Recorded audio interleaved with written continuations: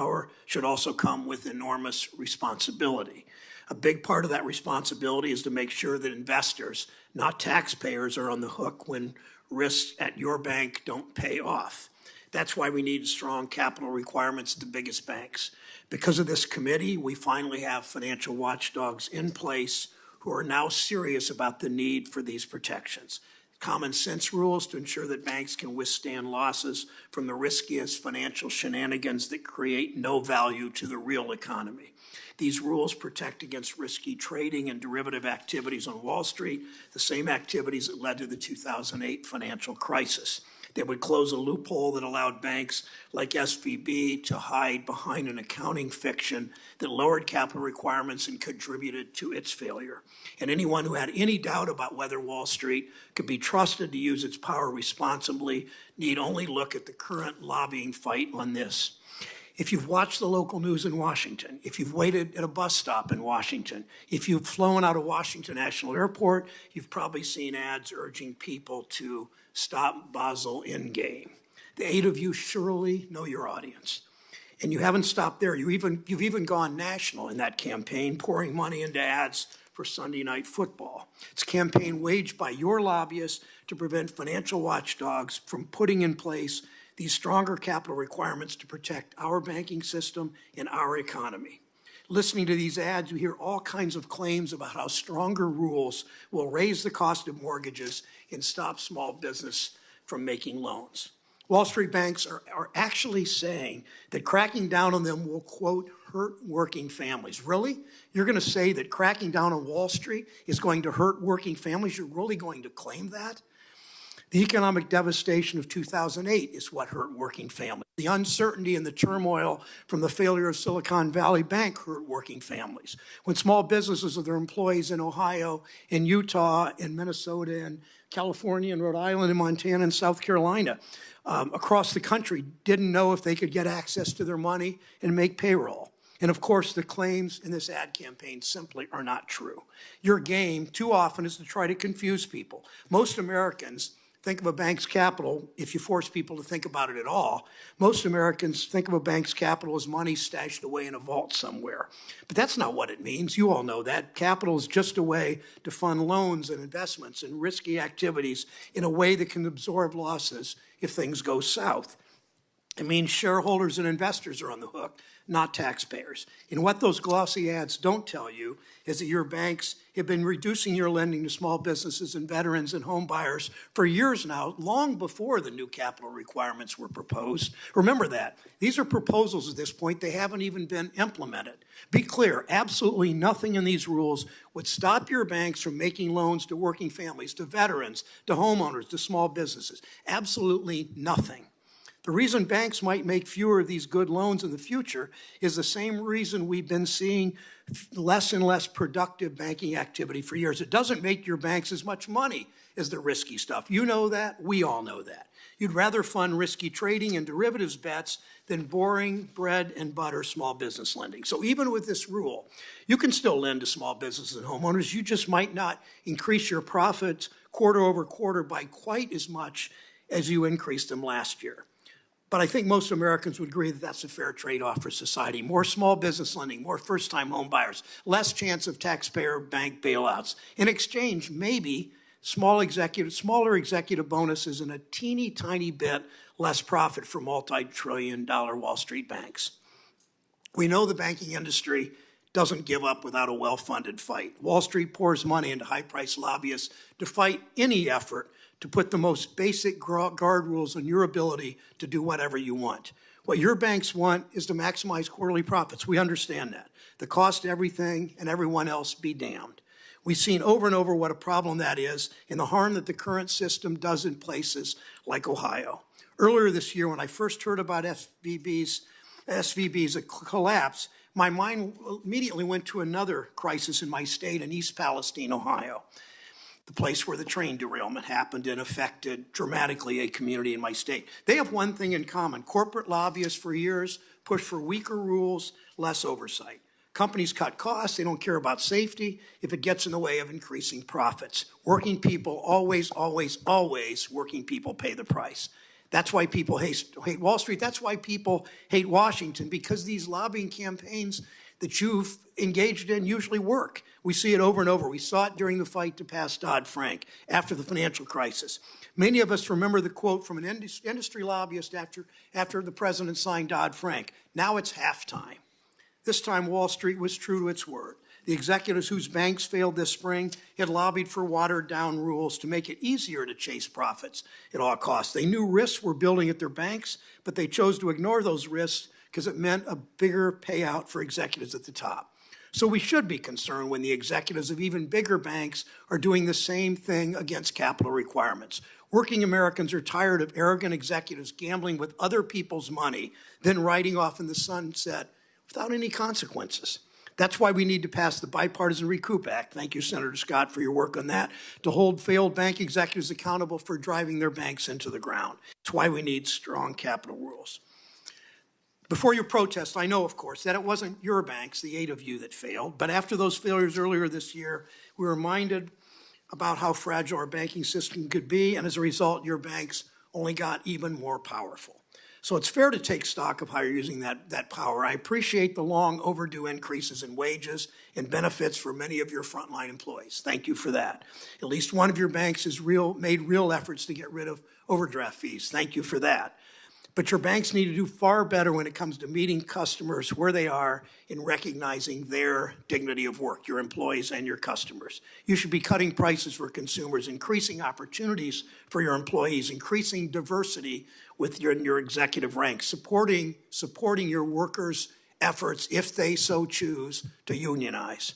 And you should stop pouring money into lobbying against efforts to protect taxpayers who in the end subsidize your entire industry.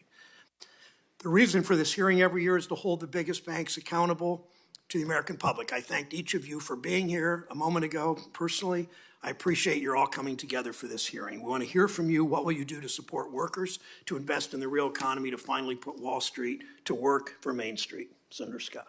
Thank you, Chairman. And thank you to a very long list of CEOs who've come to talk with us about how the impacts of our regulatory environment will impact everyday consumers. And I hope that you all, some of the things I will say will be redundant because some of it's unprepared based on what the chairman just said, but I hope you all will really answer the question. Nothing in these proposals will stop your banks from lending to small businesses or first-time home buyers. Because if the proposals, Basel III endgame, who in America knows what Basel III endgame really is? Let's translate that for the average American sitting at home watching this because they have nothing else on TV to watch.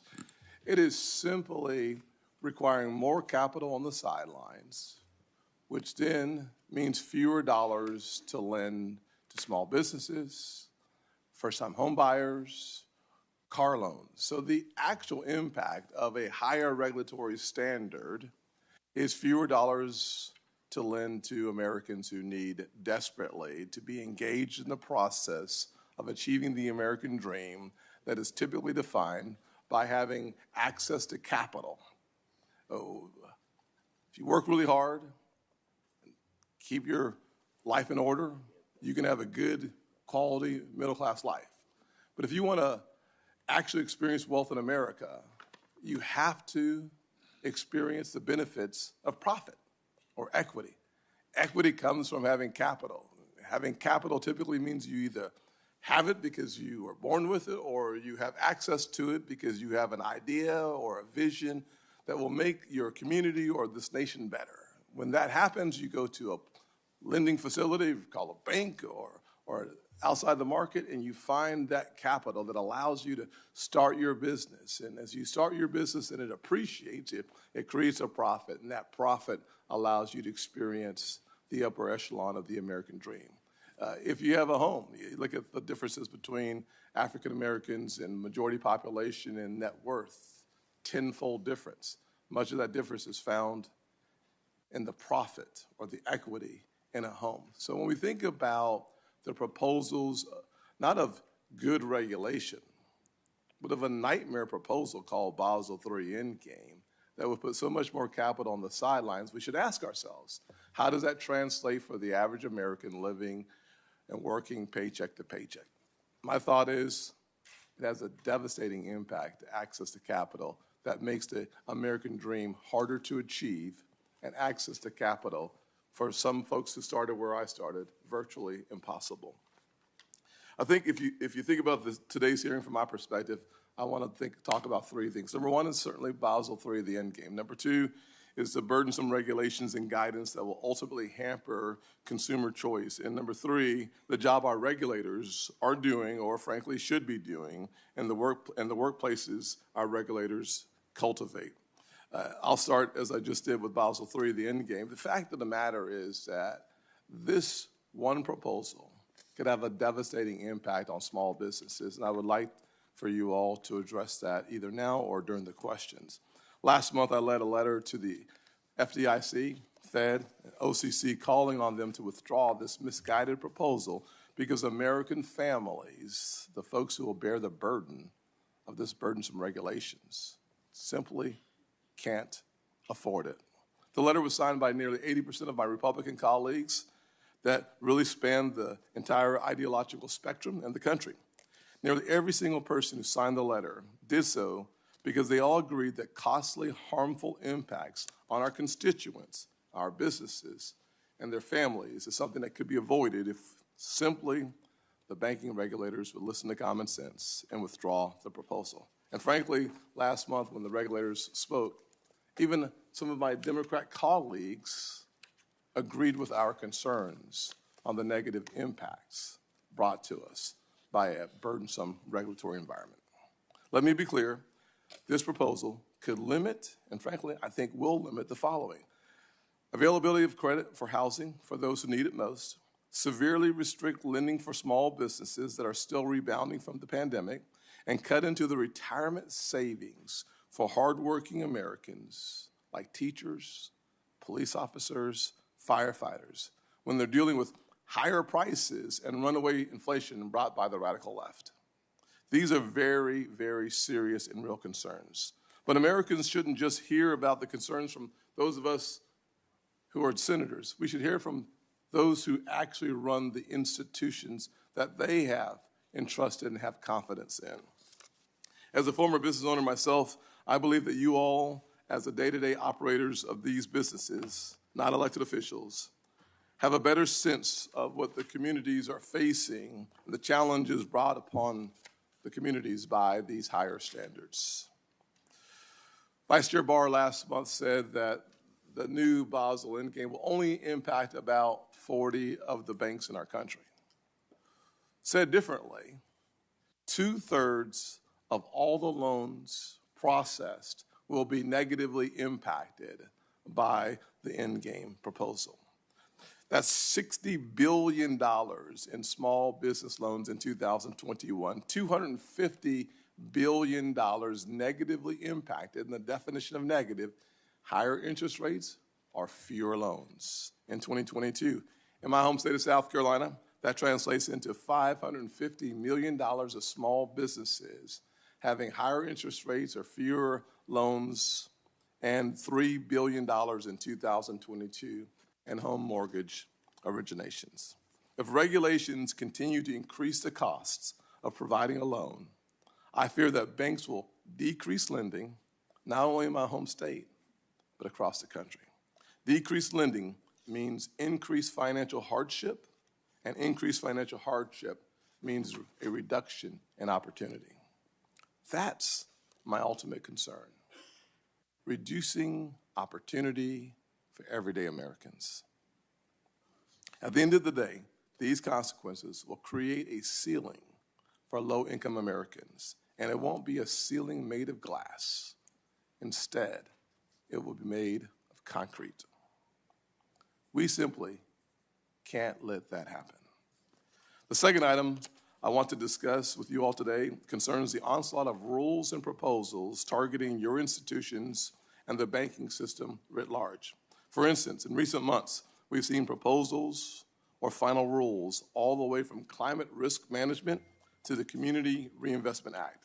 None of these proposals exist in a vacuum, and it is vital that this committee hear from each of you about the overall impact on the health of our economy. In particular, I'm deeply concerned by the continued partisan attempts of this administration to advance their climate goals by any means possible, including through our banking system with the recent climate risk management guidance.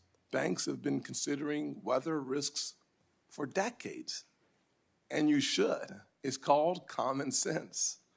And it remains incumbent upon each of you to base your lending decisions on risks you can reasonably assess, like weather or credit risk, not, however, perceived political, rhetorical, or reputational risk. Beyond the explicit cost of these proposals, which ultimately are passed on to consumers, I fear that the only real accomplishments of the regulators will be to push more activity outside of the regulated financial system, where we have less insight into the impacts on consumers. And finally, number three, we must emphasize and turn our attention to the performance of our regulators and their core mission, the supervision of your banks and the stability of our financial economy. This past spring, we saw the failures of several banks, which shook consumer confidence. Since then, there's been nonstop finger-pointing by our regulators. In the aftermath of the failures, I was critical of the failed bank executives because that's where the dollar should stop. The buck stops with the executives. But you can't see that in a vacuum. You have to ask yourself the question, what was the role of the regulators? What did they do? What did they see? How did they respond to that? Your institutions have teams of examiners from the regulatory agencies in your offices every day, and I can tell by your faces you're really excited to see them when they show up. But the truth is that we, the American people, deserve to understand the complexity of the web that exists that makes the headwinds real for lending money to would-be entrepreneurs or first-time home buyers. Let me close with this. We're not on the same page on a lot of issues. I think there are times when banks go too far in getting involved in politics. But when it comes to your objective of creating access to credit, to resources for the American people and the American dream, that's where I hope we find our attention today, focused on an environment that is either easier for the average American to experience the American dream, or it's made harder because of the challenges brought to them by this government. Thanks, Senator Scott. I'd like to introduce our 8 witnesses, and then I'm going to ask you each to stand and raise your right hand and swear you in. Charles Scharf, CEO and President of Wells Fargo, welcome. Brian Moynihan, Chair and CEO of Bank of America, welcome. Jamie Dimon, Chair and CEO of JPMorgan Chase, welcome. Jane Fraser, CEO of Citigroup, welcome. Ronald O'Hanley, CEO of State Street, welcome to you. Robin Vance, CEO of BNY Mellon, thank you for joining us. David Solomon of Goldman Sachs CEO. James Gorman, CEO of Morgan Stanley. Please stand for a moment and raise your right hand. Do you swear or affirm that the testimony that you're about to give is the truth, the whole truth, and nothing but the truth, so help you God? Thank you. Make sure you take your seat, and Mr. Scharf, please begin. Chairman Brown, Ranking Member Scott, members of the committee, thank you for the opportunity to be here today. I look forward to talking with you about the contributions Wells Fargo is making to support our customers, communities, employees, and to ensure the banking system is strong and resilient. In March of this year, we all saw the failure of several banks rapidly create instability in certain parts of the banking sector.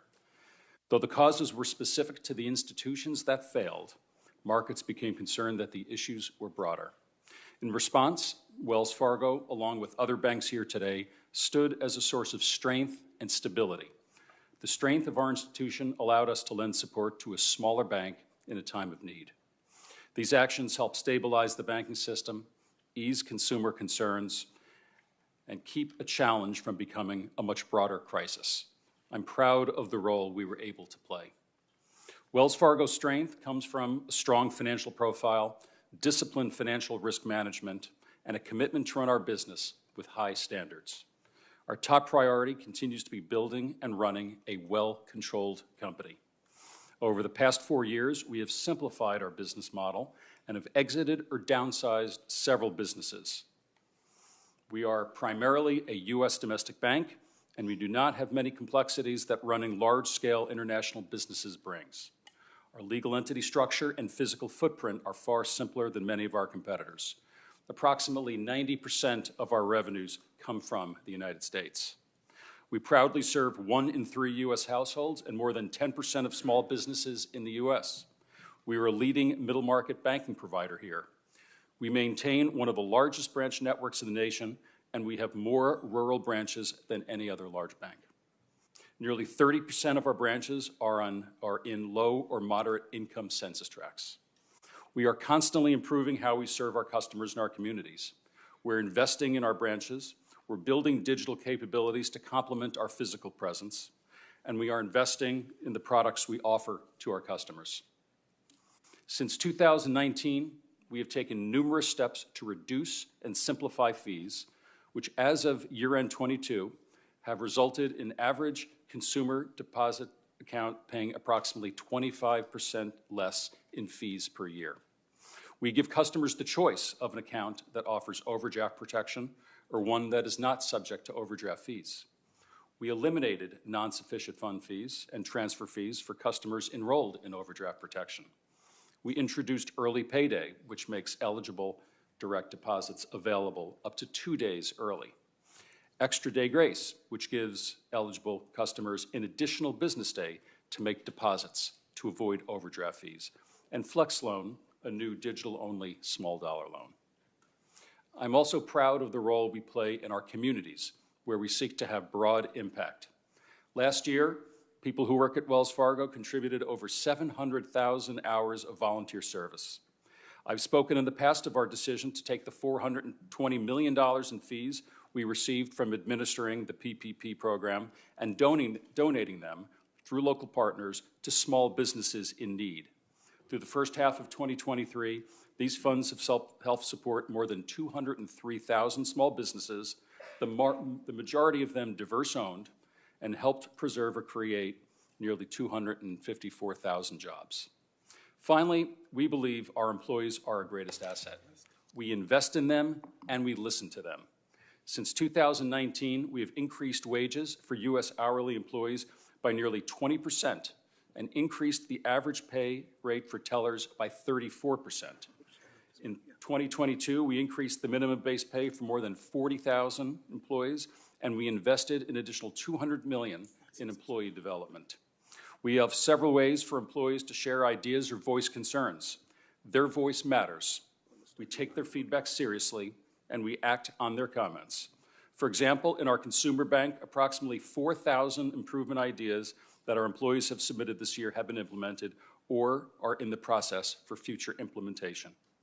Engaging directly with our employees in this way is critical to improving the work experience at Wells Fargo. I want to close by thanking our employees. Their dedication is unmatched.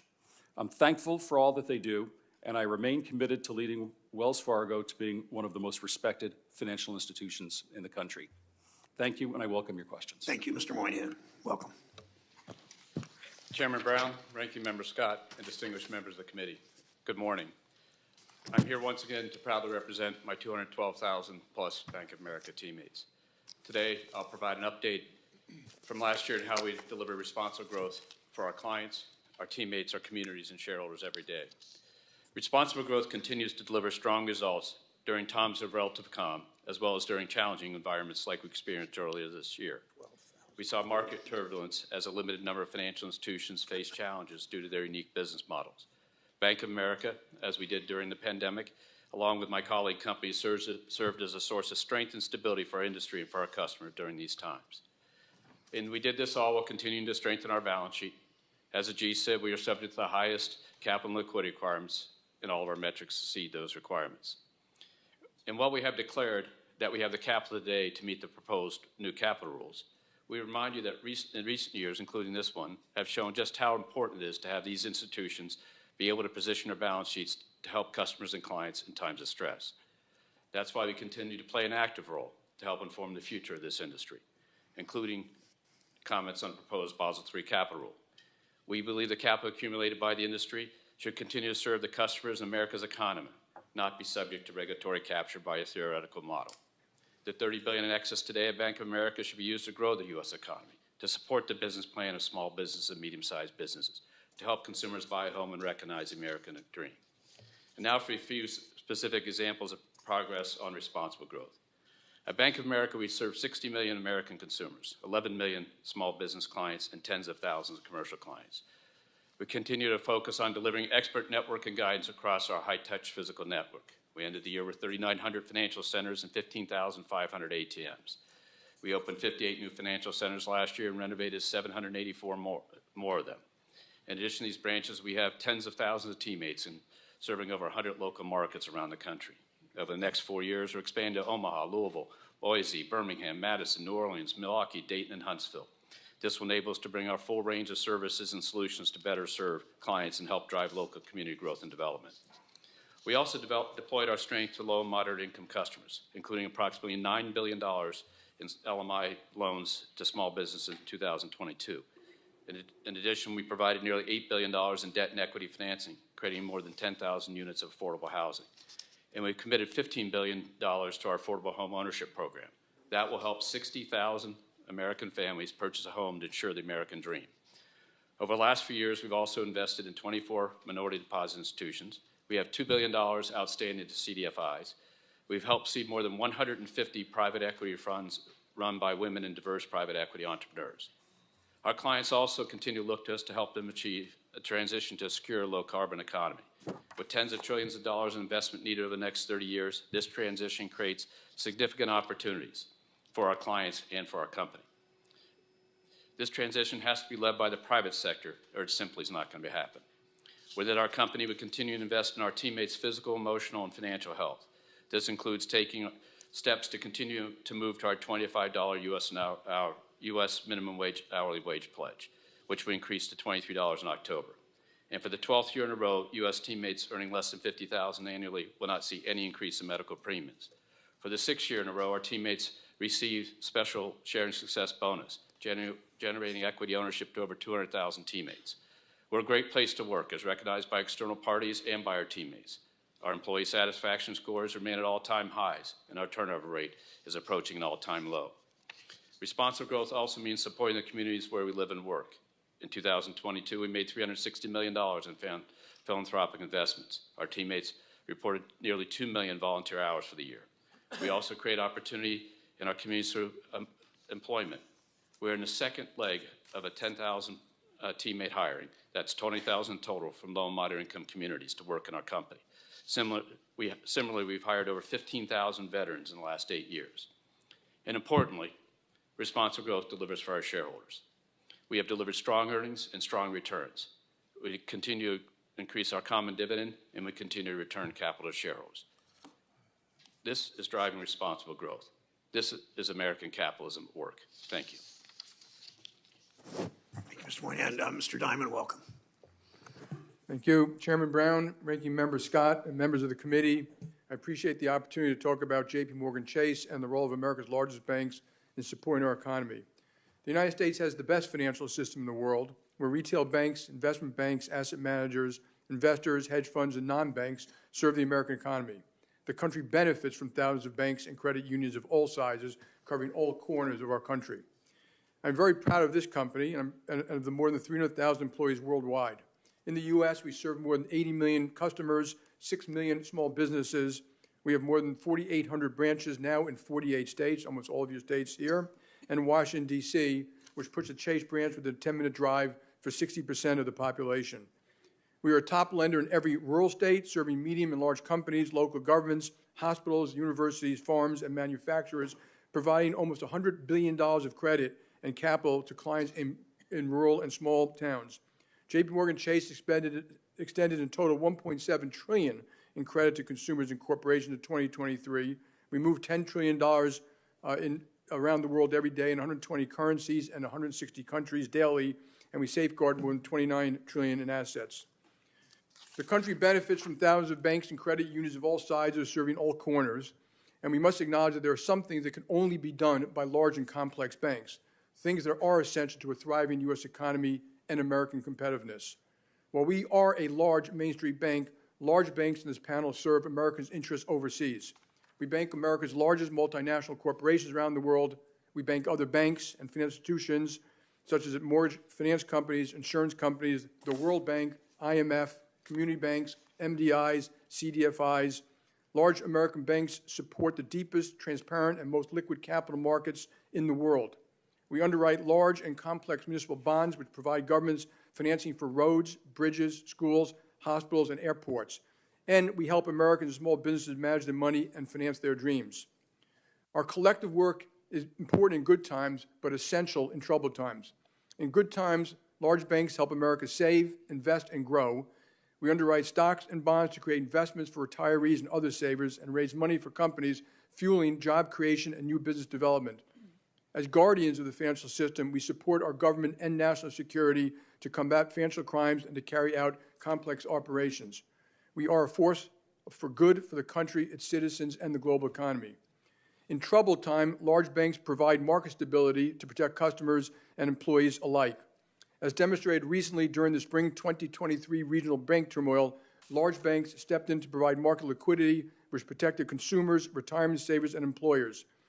During COVID, we also saw America's large banks provide significant support, extending tens of billions of dollars of credit and capital to struggling large and small businesses, local governments, universities, and hospitals at a time when they needed it the most.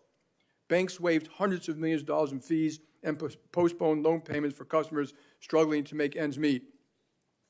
Despite zero evidence that U.S. banks are undercapitalized today, the proposed Basel III Endgame rule, 10 years in the making, shockingly, if enacted, would increase capital requirements by about 25% for the largest banks. None of these proposed changes, by the way, would have effectively prevented the Silicon Valley Bank failure. The rule would have predictable and harmful outcomes to the economy, markets, business of all sizes, and American households in ways the Federal Reserve has not studied, contemplated, or shared. Mortgages and small business loans would be more expensive and harder to access, particularly for low to moderate income borrowers, as costs for originating and securitizing loans rise. Savings for retirement or college will yield lower returns as costs rise for asset managers, money market funds, and pension funds. Government infrastructure projects will become more expensive as capital requirements for market activities will more than double, translating to higher costs to build hospitals, bridges, and roads. From beverage companies that need to manage aluminum costs to farms that need to protect against environmental risks, if the cost of hedging these risks increases, everything from a can of soda to meat products will be impacted. Ironically, a proposal meant to mitigate risk will actually increase risk. This rule will result in an increased shift away from regulated markets to less regulated markets, which was not also studied, by the way, and this activity will be out of the sight of regulators unable to see the next crisis brewing. I fear that the proposed now, study later, is becoming a troublesome new theme in Washington. There have been a number of consumer-focused products, caps and late fees or interest rates, cuts to debit interchange, to name a few, where virtually no economic analysis has been performed to determine the individual or collective impact of these rules in consumers, small businesses, lower-income families, markets, or the economy. The debate should not always be about more or less regulation, about the right regulations to keep America's banking system the best in the world. I urge lawmakers and regulators to be thoughtful about the effect of arbitrary and unstudied regulatory proposals and their cumulative impact on the economy. Good regulations and good regulators are critical to maintain the strength of our banking system. Our nation should give thanks to Chairman Powell and Secretary Yellen for their tremendous work through some complicated economic times, including their work on sanctions following Russia's invasion of Ukraine and the steps they took during the regional bank turmoil this spring. These are excellent examples of how regulators working with the industry, collaboratively, sharing information transparently, can protect the financial system and the country. To close, I'd like to speak to my 300,000 employees, and actually maybe all bank employees around the world, about how I am proud of everything they do every day in hundreds of communities around the world, serving consumers, businesses, large and small, farms, cities, schools, states, hospitals, around the clock, 24/7. Thank you very much for the great things you do for this country. Thank you, Mr. Chairman. Ms. Fraser, welcome. Chairman Brown, Ranking Member Scott, and esteemed members of the committee, thank you for the opportunity to speak to you this morning. As CEO, I have the opportunity to lead a 211-year-old institution that supports clients in nearly 160 markets around the world, and we have 240,000 employees, of whom I could not be more proud to lead and more grateful to. Through decades of geopolitical shifts and technological advances, we have seen how the US banking system is truly unmatched. The isolated bank failures of the spring may have tested the confidence of our people in our industry, but I am proud of how our industry, including my peers sitting around me today, how we came together and worked with the government to affirm the underlying strength and stability of the system. As we chart a path forward, we need to make sure we don't inadvertently upend the very system and unique system that we have. Our financial system is the envy of others because it is underpinned by the most competitive banking system and the deepest capital markets. We're home to banks of all sizes, each with an important role to play. Collectively, our banks serve as the engines of growth, supporting businesses and households and promoting access to financial services in hard-to-reach communities. For American multinationals, global banks such as ours offer the size and scale to help them compete overseas without having to rely on foreign banks. We finance supply chains and partner with Americans' top companies to bring products and services to American consumers at affordable prices. We use our robust balance sheets to fund transformational projects. Last year alone, Citi worked with state and local governments to raise or finance nearly $31 billion in infrastructure investment.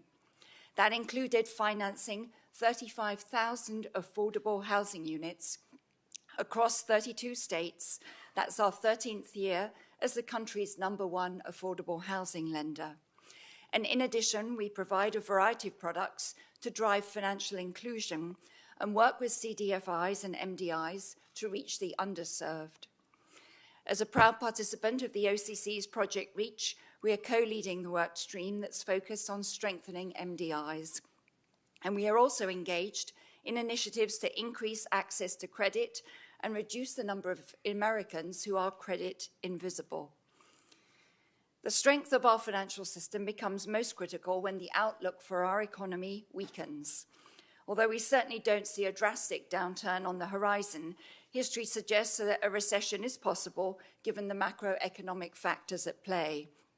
And they include persistent inflation in services, rising debt, and a slowdown in global growth, as well as two major conflicts in Europe and the Middle East. And we're beginning to see some concerning signs in the lower FICO score segment of our customers. And this is unfortunately the very same group that feels any tightening of credit first. Raising capital requirements by as much as 20% on an industry that all participants believe is well capitalized is a bad idea in any environment. But it becomes even more problematic with economic uncertainty ahead. Almost every element of the Basel III Endgame proposal would make lending and other financial activities more expensive, especially for smaller companies and consumers. The most likely result of increasing the cost of banks to offer a variety of products is that it would move more activity into the less regulated non-bank sector, which carries its own risk for consumers and the stability of the financial system. It would also diminish our industry's ability to compete internationally, especially with our European counterparts. I raise these concerns as I know we all share the same goal, that is of maintaining a strong and competitive banking system that supports a resilient economy. Thank you, and I look forward to answering your questions later today. Thank you, Ms. Fraser. Mr. O'Hanley, welcome. Chairman Brown, Ranking Member Scott, and members of the committee, good morning. I am proud to serve as State Street's chairman and CEO. To start, I want to be clear on what State Street is not. We are not a consumer bank, a commercial bank, a mortgage bank, or an investment bank. We do not serve individual customers directly, and we have no retail branches. What we are is highly focused on two lines of business, investment servicing and investment management. Our investment servicing business, which includes custody and related services, enables our clients to invest and execute transactions daily in markets across the globe in a safe and efficient manner. Our investment management division is a pioneer in indexing and quantitative investing, creator of many of the world's first ETFs and the world's fourth largest asset manager. Our low-cost, diversified investment products are the building blocks of savings and investments around the world. Both business lines have the same corporate purpose: to create better investment outcomes for the world's institutional investors and the people they serve. Our direct clients are institutions across the globe: pension funds, mutual funds, central banks, sovereign wealth funds, endowments, foundations, and insurance companies, holders of assets for the benefits of individuals, such as retirees, savers, or students. I would like to focus a bit today on my very strong view of the value and importance of custody banks. Quite simply, strong, effective custody, combined with innovation in the asset management industry, is the backbone of our democratized capital market, providing investors access in a secure and cost-effective manner to the investment products they need to meet retirement and other financial goals. The safekeeping custody banks provide ensures investor assets are held and accounted for where and how they should be. This has not always been the case. From the collapse of investment trusts in the 1930s, to the failure of the Studebaker Pension Fund in 1963, to the misappropriation of the Mirror Group Pension Fund prior to Robert Maxwell's death in 1991, to the Madoff scandal uncovered in the late aughts, investors are put at risk when there is no proper custody of assets. In contrast, proper custody regulation, such as the Investment Company Act of 1940 and ERISA, coupled with the enormous investments in technology by today's custody banks, has produced a modern-time near-perfect track record of safekeeping assets. The recent events around FTX, which did not use bank custodians, demonstrate that more remains to be done to protect investors' assets and the financial system. In the emerging digital finance space, a comprehensive, effective regulatory framework is not yet in place, and the consequences are clear. State Street is subject to the highest level of regulation and supervision. We are well capitalized, both stressed and unstressed. Our balance sheet is conservatively positioned to deliver liquidity when our clients need it. We are subject to extensive resolution and recovery plans. We are a proven source of stability for capital markets and our customers in times of stress. Despite the challenges of COVID and the banking stress earlier this year, the 8 GSIB banks before you have done their jobs exceedingly well, partnering with regulators during COVID and the SVB First Republic crises, and providing stability to our financial system. I am proud of State Street's strong performance over these stressful periods. Looking forward, the geopolitical environment is complex and unpredictable. The U.S. and the global economic recovery is uncertain as we all navigate higher interest rates and debt levels. And the financial services regulatory environment in the U.S. is in flux, in many cases with unclear goals. From a State Street perspective, I am concerned with the U.S. banking regulator's capital proposal, which I fear could negatively impact the U.S. economy by limiting bank credit extension and impairing the ability of U.S. banks like State Street to continue to provide high-quality custody and asset management services. I am also concerned by the SEC's proposed safekeeping rule, which, with no clear rationale, challenges some of the foundational elements of custody banking and, in effect, destroys the low-cost, near-perfect service now provided to investors. I hope these proposals can be adjusted, for if they not, they create risk of negative economic, market, and individual outcomes going forward. I am very proud of our company, our diverse workforce, and the role we play in the financial system. State Street and the other GSIB banks here are the most well-capitalized and technologically advanced financial services firms in the world. They are essential to America's competitiveness and prosperity. I look forward to our dialogue today. Thank you, Mr. O'Hanley. Mr. Vance, welcome. Good morning, Chair Brown, Ranking Member Scott, and members of the committee. I've had the honor of serving as the CEO of BNY Mellon for just over a year. I take this responsibility very seriously. As a company, we work for a strong, competitive banking system that serves customers and communities, supports the economy, and preserves U.S. economic leadership. My appreciation for this role has only grown as I get to know our history, our clients, our people, and our culture. Let me start with who we are. BNY Mellon is the nation's oldest bank, founded by Alexander Hamilton in 1784. Today, we are a global financial services company with 50,000 employees. Our client base is varied, ranging from governments and pension funds to corporations and financial firms. These clients all have different needs and roles in the economy, and we provide the services to put their money to work, keeping it safe, moving it, and managing it. While we're proud of our history and our leading market positions, we do not take them for granted. They are constant reminders to earn trust and to plan for the long term. We know that our economy will face challenges. It's not a matter of if, but when and for how long. It's critical that we are prepared to operate through these different conditions, being prepared to prevent, respond, and recover. This is what we mean by resiliency. It's a basic concept and a shared goal amongst our clients, regulators, and other stakeholders. And it's embedded in our strategy. One part of being prepared is financial resiliency, having enough capital and liquidity to weather unexpected market stress. We have a strong track record, and customers consistently look to us as a dependable provider during market disruptions. We aim to manage our balance sheet conservatively, with a high proportion of cash and high-quality liquid assets to adjust for changing market conditions. Another part of being prepared is operational resiliency, having the technology, the people, the processes in place to respond to events that could disrupt operations.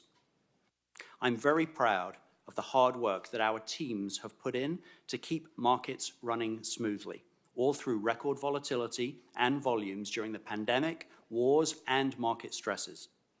This work happens behind the scenes, and I want to commend our people who've made this happen. We have a long legacy of firsts as a company to solve problems and help move the country forward. We provided the first loan to the United States, and we were the first stock listed on the New York Stock Exchange. These actions, taken for granted today, were financial innovations at the time. But we cannot be complacent. Markets are uncertain. We must adapt to new needs and address new risks as we plan and prepare for the future. U.S. leadership on technology, including on cyber, distributed ledger technology, and artificial intelligence, is important for our economy. This will require diligence and innovation by the public and private sectors to address them in a responsible way. Finally, I'd like to close with an emphasis on our more than 50,000 employees who do the hard work to keep our company and global markets running. Our goal at BNY Mellon is to drive a spirit of ownership, shared responsibility, and mutual success. Equity ownership in our company is an important part of this, and I'm particularly proud of our BK Shares program to grant equity to employees who otherwise would not have received stock. This program has benefited more than 45,000 employees and allowed many of them to become first-time participants in the capital markets that they help to serve. This is just one example of our culture and commitment to invest in our people and our company's long-term success. Thank you for your time, and I'm happy to answer any questions that you may have. Thank you, Mr. Vince. Mr. Solomon, welcome. Thank you, Chairman Brown, Ranking Member Scott, members of the committee. Thank you for giving me the opportunity to testify. I am proud to serve as the Chairman and CEO of Goldman Sachs and lead our incredibly talented team of 45,000 people around the world as they work tirelessly to serve our clients. Goldman Sachs has a deep history spanning over 150 years as a global leader in investment banking, securities, trading, and investment management.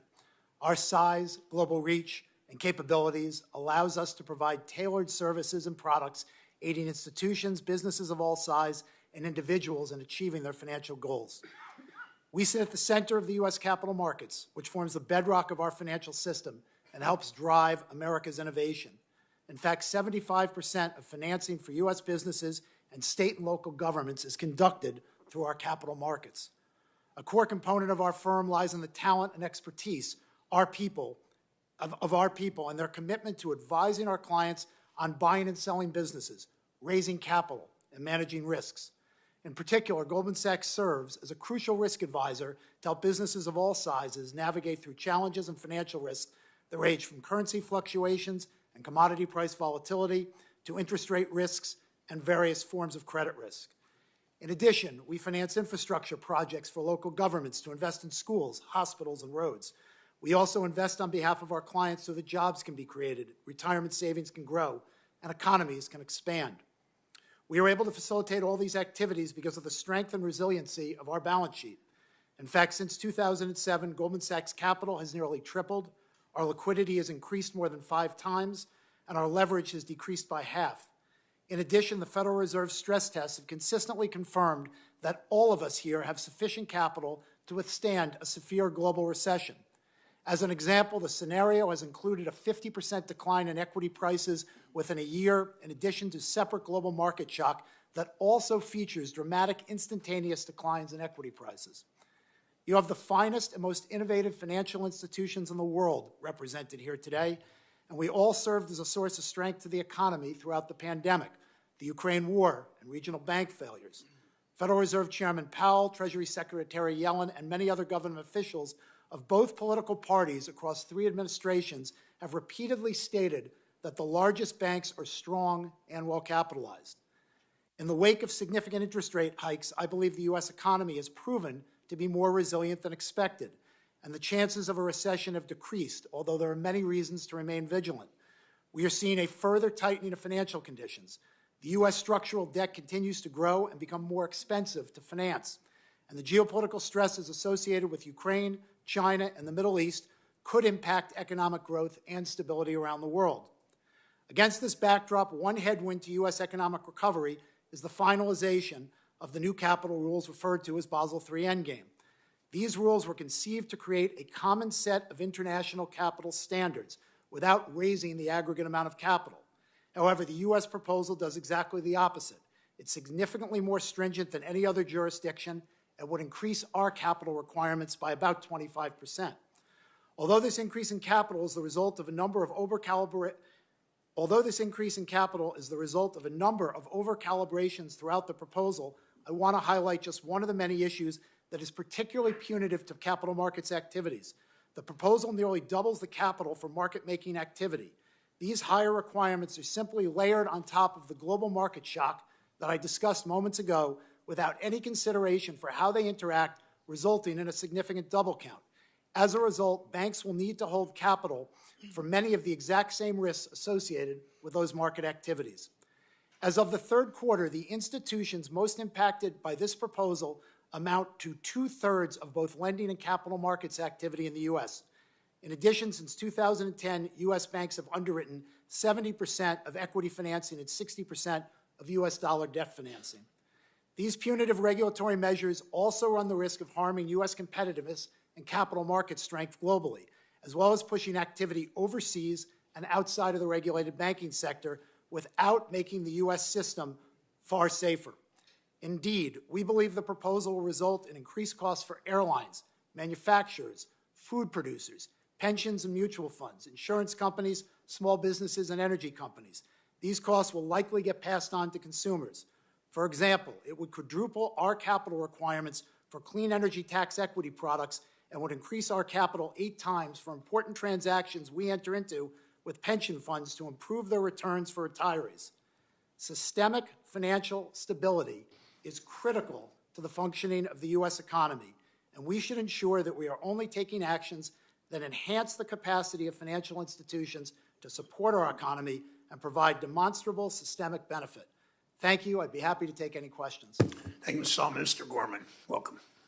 Thank you, Chairman Brown, Ranking Member Scott, members of the committee. Thanks for having us here. I'm honoured to represent the Morgan Stanley employees today and for the last 14 years as their chairman and CEO. In 2021, we were still battling an extraordinary public health crisis. The economy was supported with monetary and fiscal stimulus, and inflation was low. A lot has changed since. While inflation has receded from its highs, the macroeconomic environment continues to be very complex. We're also witnessing, as is obvious, substantial geopolitical challenges today. At Morgan Stanley and our institutional businesses, we help advise private companies and public sector entities for their financing needs. That includes raising equity and debt capital to fund and grow businesses, invest in public infrastructure, ultimately contributing to the growth of the economy. We assist pension funds, mutual funds, and other financial institutions trade and manage assets around the globe. In our wealth and asset management businesses, we're managing nearly $6.2 trillion of assets for individuals and households, as well as institutions like endowments and pension funds that manage the retirements of our public employees. For millions of US households, our services help families save money for retirement and for college and for a mortgage to build home ownership.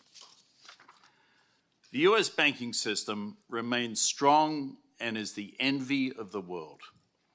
It is an extraordinary asset for our country. Nowhere, not China, not Europe, not South America, not the UK, not the rest of Asia, has a system remotely having these kinds of strengths. Large US banks have undergone a dramatic change in their capital and liquidity profile since the financial crisis of 15 years ago, when the US government, acted decisively and quickly in implementing the Dodd-Frank and CCAR reforms. As we saw earlier this year, there was a crisis among some regional banks. It was not a banking crisis. It was a crisis of 3 banks. It was in the spring, and it was quickly averted by prompt regulatory action.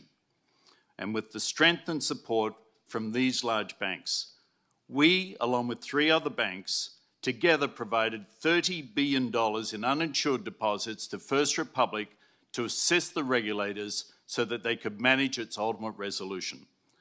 It was gratifying, after being part of the problem in the 2008 financial crisis, to have the financial strength and stability to be part of the solution. Current proposals to put additional capital requirements, as you've heard today, on all the largest banks, the so-called Basel III endgame, need to consider the full impact of the US economy and what it will mean for US small business and consumers. Regulations are only effective when they find that balance. Blanket increases in capital for the large US banks who already undergo annual rigorous stress testing are required to maintain specific capital buffers already. Additional increases are wholly unnecessary. It will make credit more expensive, as everybody has said, make it less accessible for consumers and businesses, while harming the competitiveness of this economy, one of the great strengths of the US economy, the banking system. As it stands, the proposal would increase the cost of capital and borrowing across the economy, not just to large and small corporations, but to pensions, municipalities, and endowments. We hope the federal agencies will be open to the changes and reviewing the industry's comments thoughtfully. As a global leader in financial services, we have a responsibility to all the communities we operate. Many of those communities continue to experience social and financial challenges, and we're using our resources to help them. Finally, Mr. Chairman, your letter dated November 6, you asked me to provide additional information on a number of topics, and that's in the attached addendum. Thank you again, Chairman Brown, Ranking Member Scott, members of the committee. We look forward to your questions. Thank you, Mr. Gorman. A productive third quarter for your banks. Your banks, as you like to say, returned capital to shareholders in the form of dividends and stock buybacks. During your earnings calls at the end of the third quarter, we heard statements about how you're going to continue to manage your businesses to deliver value to your shareholders. Of course, what we did not hear was any concern that your firms would not be able to meet the anticipated increased capital levels under Basel III endgame. If I'm mistaken, I would like you to set the record straight for the public and the investors. Do any of you have any reason to believe that your firm would not be able to achieve the increased capital requirements if Basel III was adopted as proposed? Any of you think you cannot you cannot achieve the increased capital requirements? Raise your hands if you think you can't. Thank you. I think you've indicated your firms will be able to meet the enhanced capital requirements. It leads me to conclude that the proposed capital standards are not too onerous. Mr. Scharf, American support for unions, as we've discussed, is at a half-century high. Unions help ensure that workers share in a company's success through better pay and better benefits, control over their schedules, greater stability to their personal and professional lives. Workers at 2 Wells Fargo branches will be voting to unionize this month. Dozens of other union organizing drives are in the works. Wells Fargo's recent scandals highlight the pressure that overworked and underpaid workers at short-staffed branches face. One worker said the executives don't have to deal with the consequences of their decisions in a direct sense, but we do. Mr. Scharf, I appreciate your willingness to talk one-on-one about this with me. I remain concerned about unfair labor practices and reports that Wells Fargo is geared up in response to the union campaign. Will you remain neutral as these employees vote to organize? Chairman Brown, I agree with your sentiment about the importance of the workers and our employees. And as you know, we've done a tremendous amount to support them, and we'll continue to do that. And we believe that it's best that we have a direct relationship with those employees, and we do intend to exercise our right to speak with them to make sure that they make an informed decision. Thank you. It was an opportunity to show the American public truly a new day at Wells Fargo. I'm sorry that you failed to show that real change is afoot at your bank. Mr. Scharf, Mr. Moynihan, Mr. Dimon, and Ms. Fraser, according to the CFPB, failure to invoke the Service Members Civil Relief Act interest rate reductions cost service members $100 million between 2007 and 2018. You can unilaterally act to ensure service members receive those benefits, the escrow benefits they're entitled to. Do your banks proactively check authorized military databases to identify accounts that may be eligible for escrow protections? Begin, Mr. Scharf.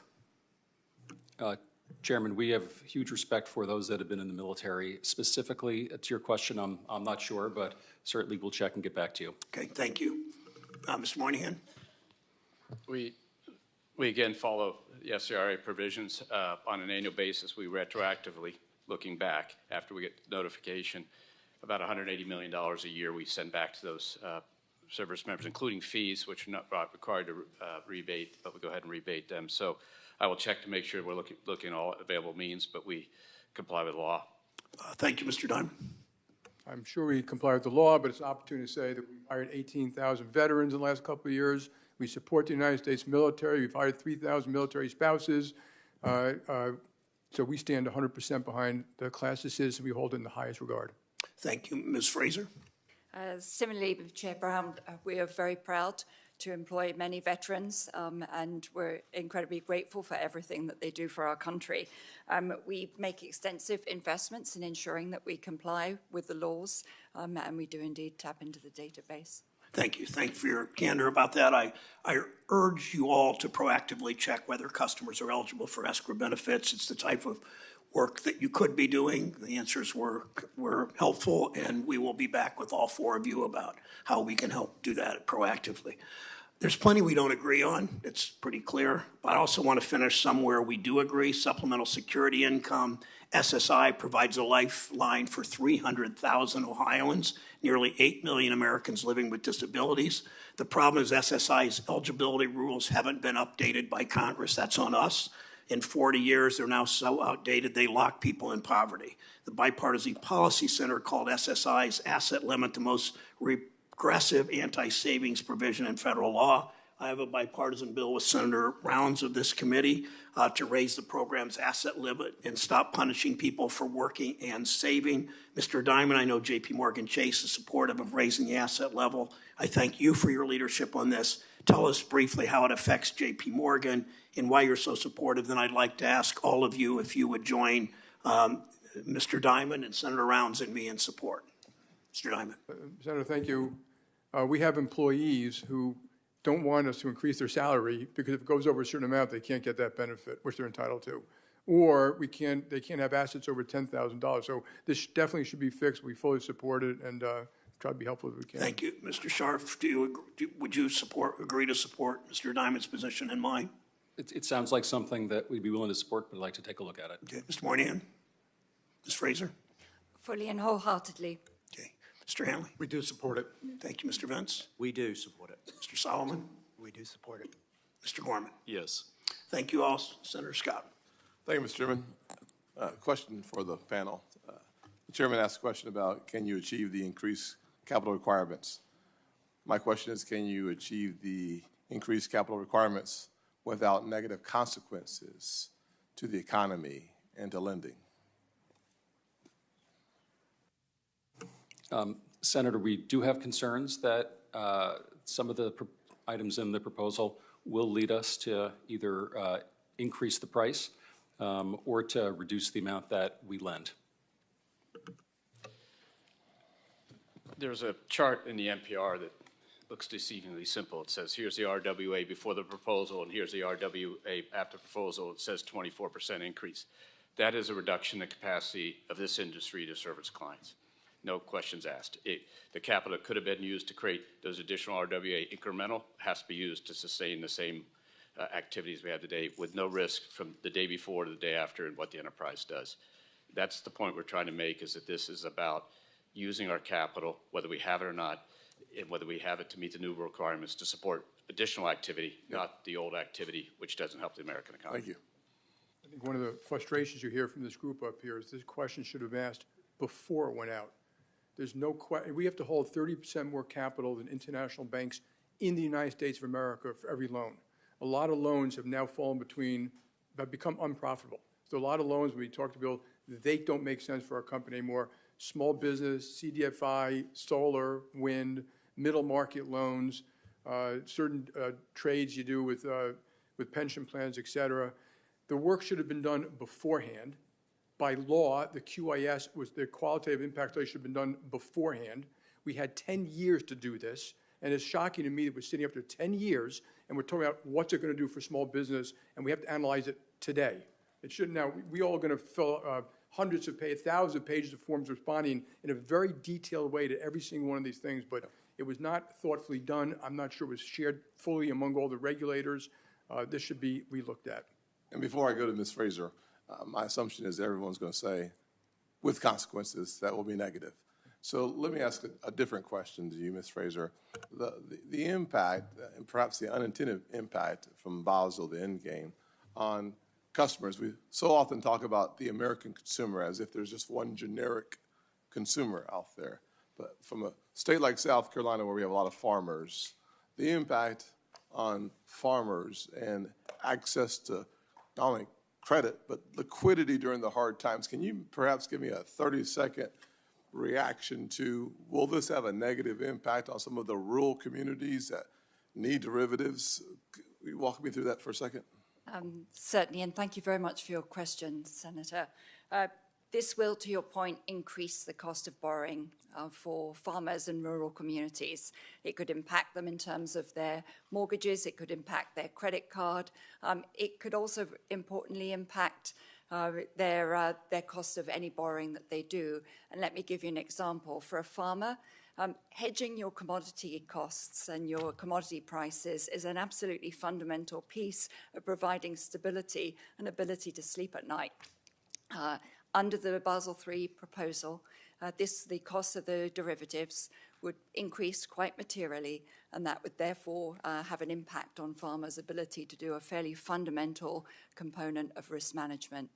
It could also impact their access to credit. So it's the cost of borrowing, it's the access to credit, and it's some of the fundamental tools that they need to manage their stability of their income. Mr. Solomon, you said something earlier that I thought was really important, that as we discuss the Basel endgame proposal and its impact on lending and on folks like me that come from poverty or looking for the ability to achieve the American dream, someone would say, contrary to what I'm talking about, maybe there are other points that are important that I'm missing in my thought process, like, is it going to make our financial system safer? Have we not done enough work since the financial crisis of 2007 to 2009 to make sure that our financial institutions are able to meet obligations and responsibilities under an even worse case scenario? And your opening comments reflected that, yes, we can meet even a more disastrous crisis. Can you walk through the importance of the regulatory burden that exists and how the Basel endgame would make it even harder for small business lenders or small business borrowers, but not necessarily making our economy safer? Sure. Thank you for the question, Senator. I tried to highlight in my opening comments, and Mr. Gorman highlighted it quite clearly. These stress tests are very, very significant tests that look at very, very severe shocks to our balance sheets. I highlighted a 50% decline in equity prices over a one-year period, on top of then a simultaneous equity market shock that has looked at much as 30% instantaneous equity decline. So very, very severe shocks that we've not seen even in the worst crisis. That puts buffers in place that protect the system. Now, of course, a sound and secure system is imperative for our capital markets, and we can always have debates at the margin as to whether or not there are things that we can do that can strengthen the system. But a wholesale increase of 25% capital on the largest banks with lots of individual provisions that affect different activities, I think is ultimately punitive to economic growth and doesn't strike the right cost-benefit analysis. We, of course, need to make the system secure. The system is in good shape. We've seen that under stress. That doesn't mean there aren't things that can be done at the margin. But this is a wholesale change that leads to problems. Ms. Fraser highlighted one example talking about farmers. You can look at airlines hedging jet fuel. If you want to look at other derivatives, which obviously gets passed on to consumers, you can look at gas being hedged in utilities, which obviously gets passed on to consumers. And then you can look at other transactions. There's a provision under the rule called SFT, which allows institutions like ours to borrow securities from pension plans and give them cash.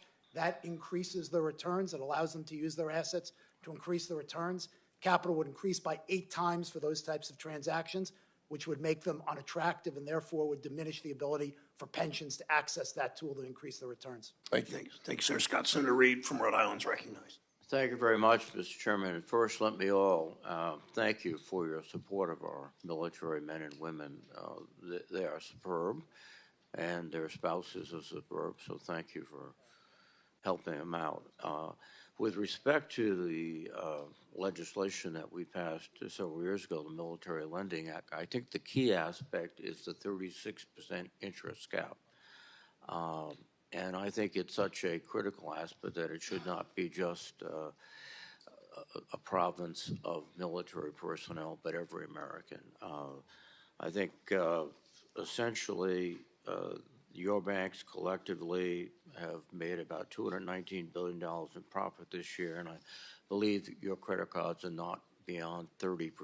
So the 30%, 6% rather, interest rate seems to be very appropriate. And so I can go down starting with Mr. Scharf. Would you support a national 36% interest cap?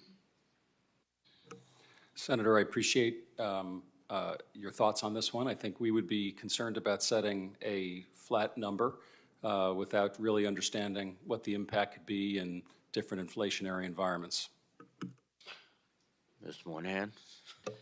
Senator, it's not really relevant to us. We don't engage in prime lending. I think, as Mr. Scharf said, it's a question of balance. What would it push outside the system?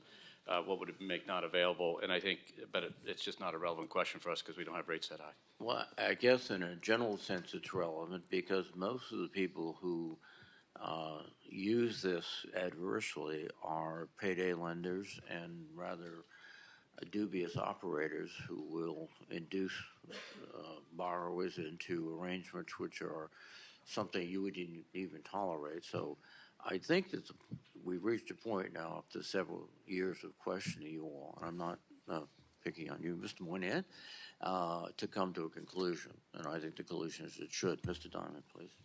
Yeah, we don't engage in that. I completely agree with your intent. I think there should be a focus on payday lenders and check cashers and certain things like that.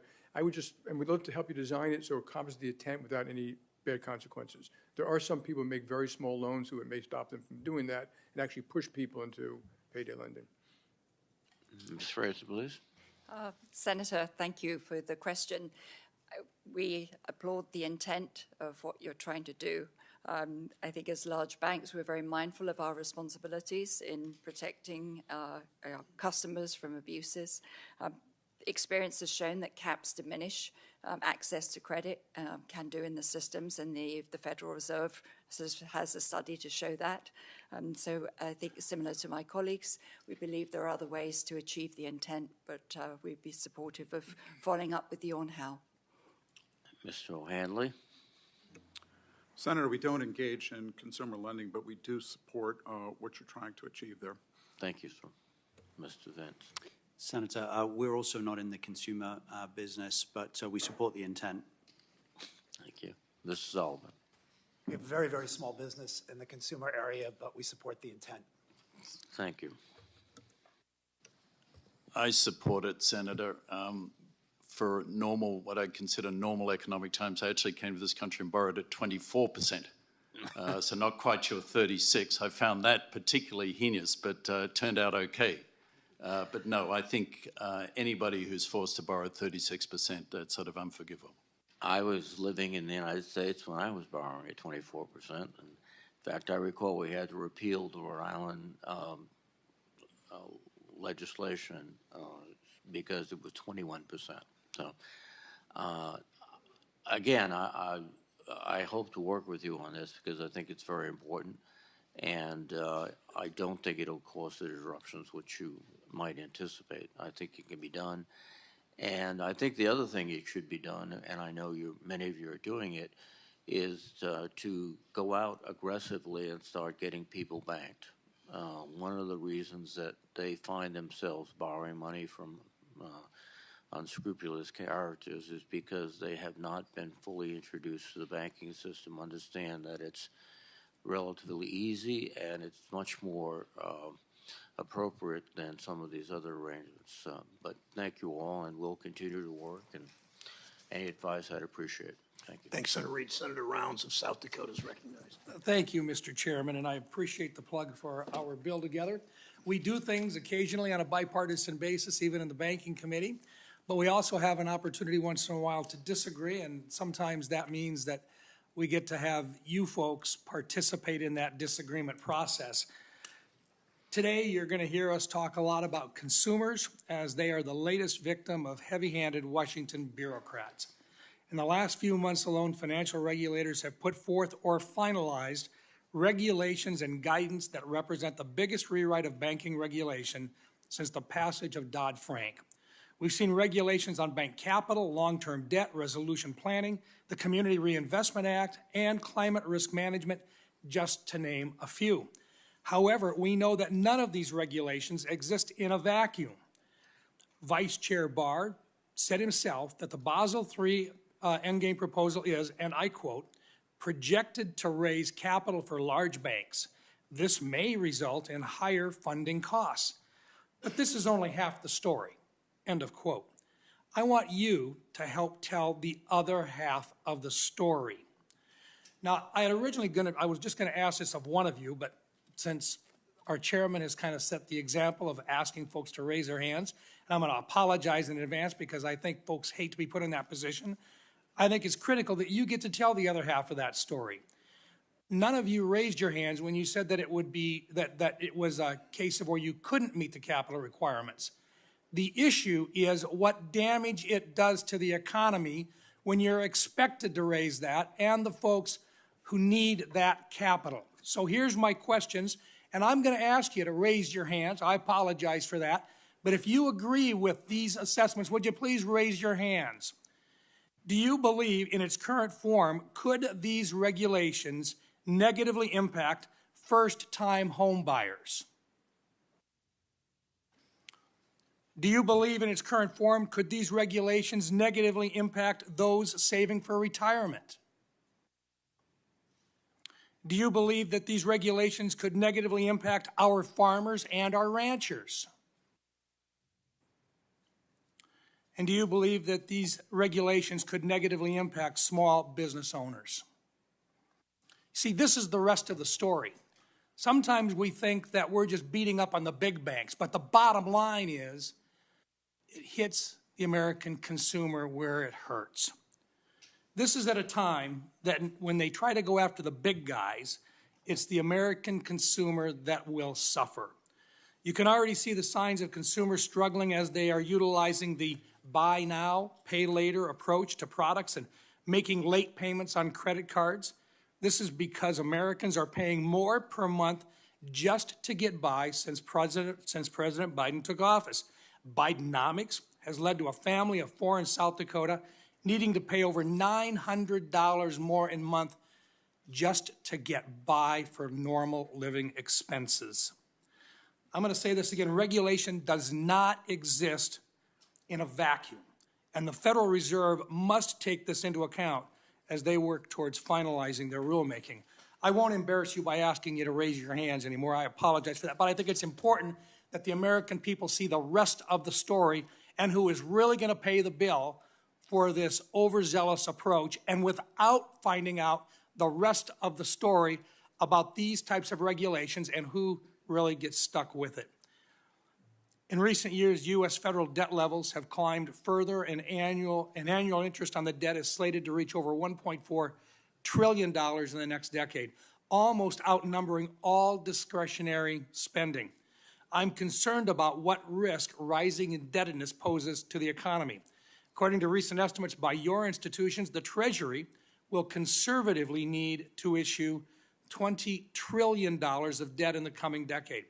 I'm not only concerned about who is going to buy this massive issuance of treasuries, but with a federal funds rate of 5%, the federal government is going to be paying even more to borrow as treasuries with near zero rates mature. Mr. Solomon, how could sustained high levels of debt have adverse effects on the U.S. Treasuries market, the dollar, and the general economy? Thank you for the question, Senator. This is a significant issue and one I tried to highlight in my opening remarks. The growth in the U.S. Treasury debt has been very, very significant over the last 15 years. It's more than tripled. That debt will continue to grow as the cost of refinancing that debt will also grow. The Office of Budget and Management, looking out through the decade, estimates a 3.5% cost to refinance the debt, but I certainly think there are scenarios where that cost could be higher.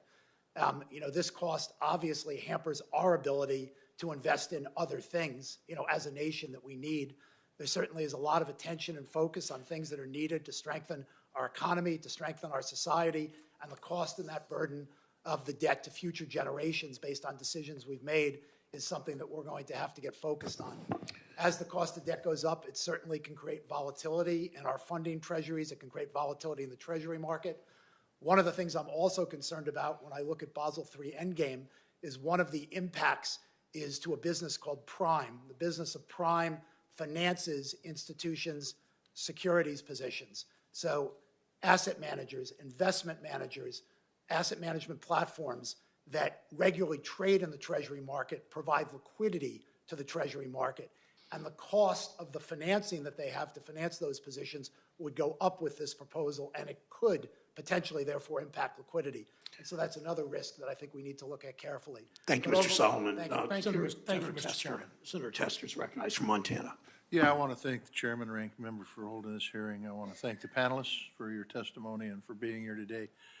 And I also want to echo Senator Reid's comments on your support for the military, both active duty and veterans. Them and their families is very, very important. I serve as the chair of the Defense Appropriations Committee. I spend a fair amount of my time thinking about national security, how to protect against folks who want to do this nation harm, terrorist organizations, as well as foreign adversaries. You all have responsibilities, including legal responsibilities, to make sure that you're preventing hostile governments like Iran that would like to see the U.S. not exist from financing terrorist operations and other illegal activities with funds that have gone through your institutions. So this would be a question for Mr. Gorman, and then not for any particular reason, it's just he's right in front of me. And then if any of you would like to add, you can. So the question is, how are you as chief executives making sure that procedures are in place and that they're followed so that your institutions do not end up inadvertently financing illicit activity?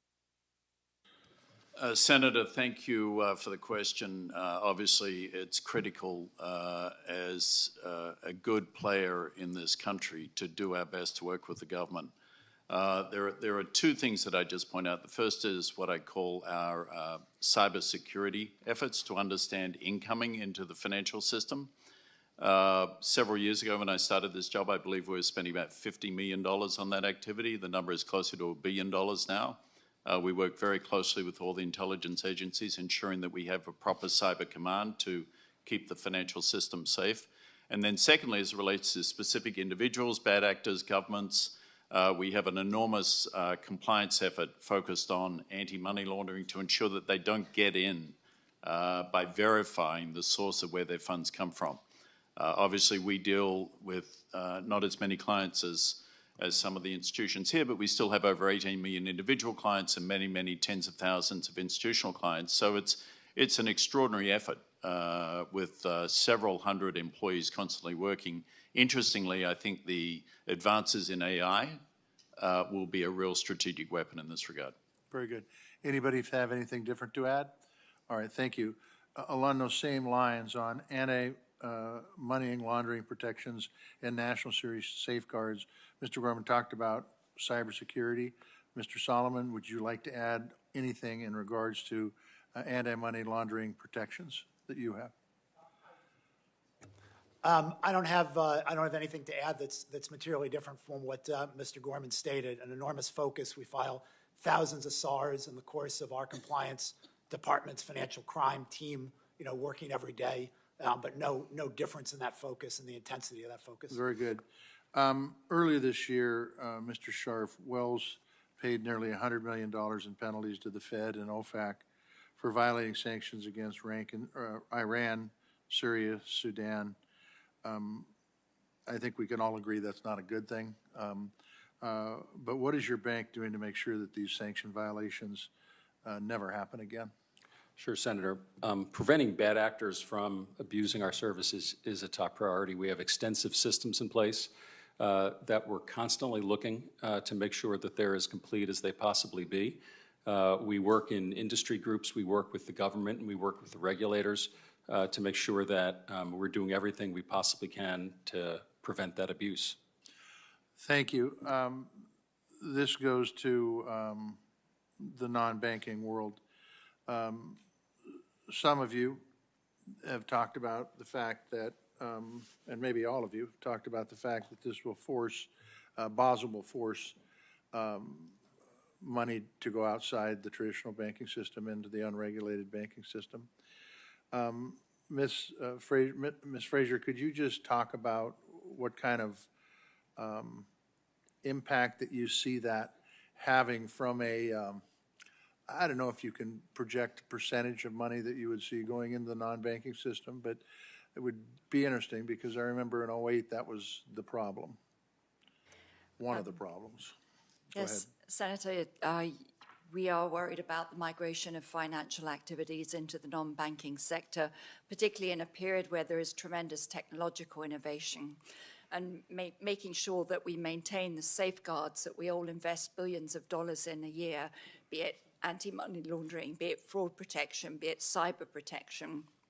All of these areas protect the American consumer, protect the American saver, safeguard the system, and also the critical role that all of our banks play in the global financial system as a strategic asset of the U.S. Okay. So we are very concerned that this will undermine some of the strength and foundations of the unique American financial system.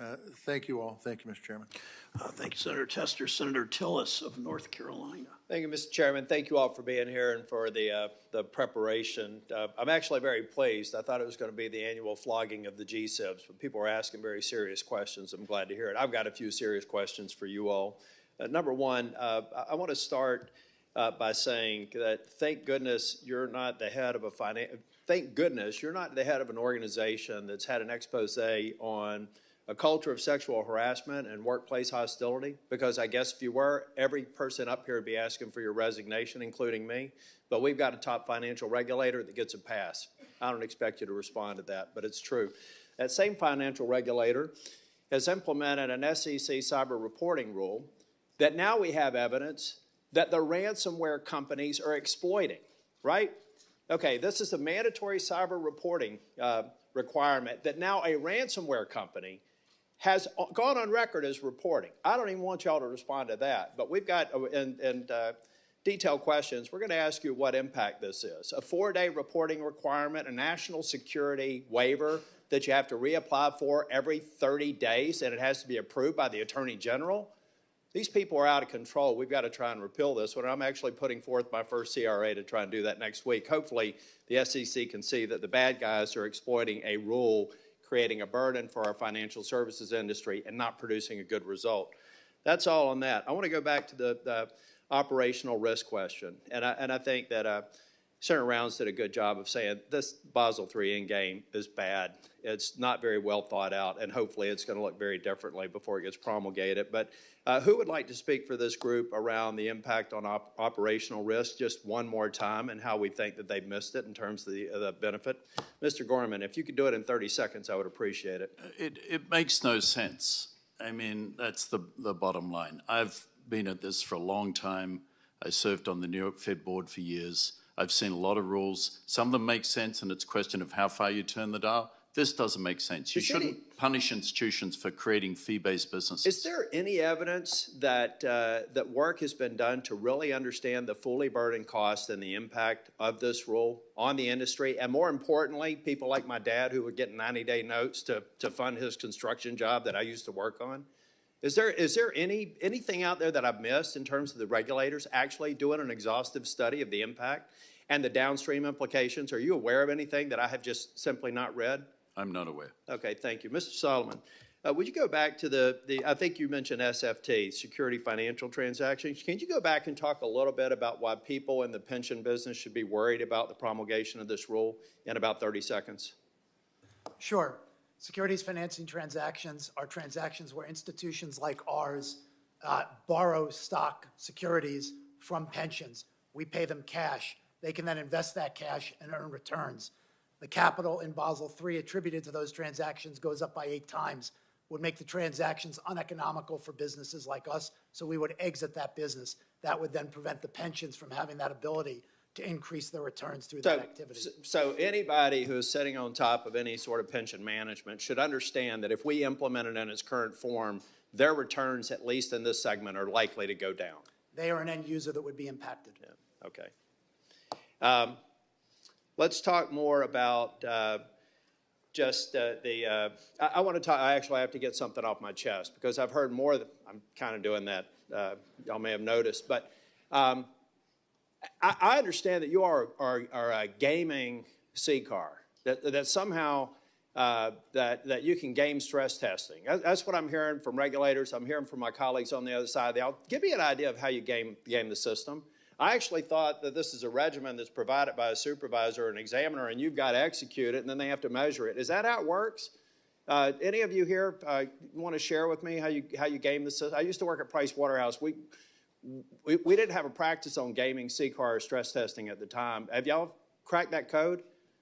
How many of y'all think it's absurd to think that people would actually assert that you could game a stress test? Okay.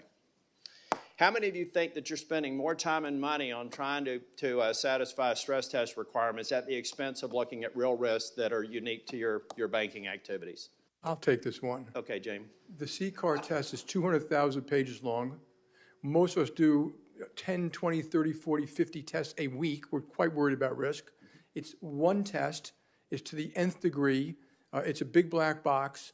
So we all agree in stress testing, that thing's just out of control. Yeah, and you know, in closing, look, Silicon Valley was a disaster. It was a fingerprint. It was unique in terms of their activities.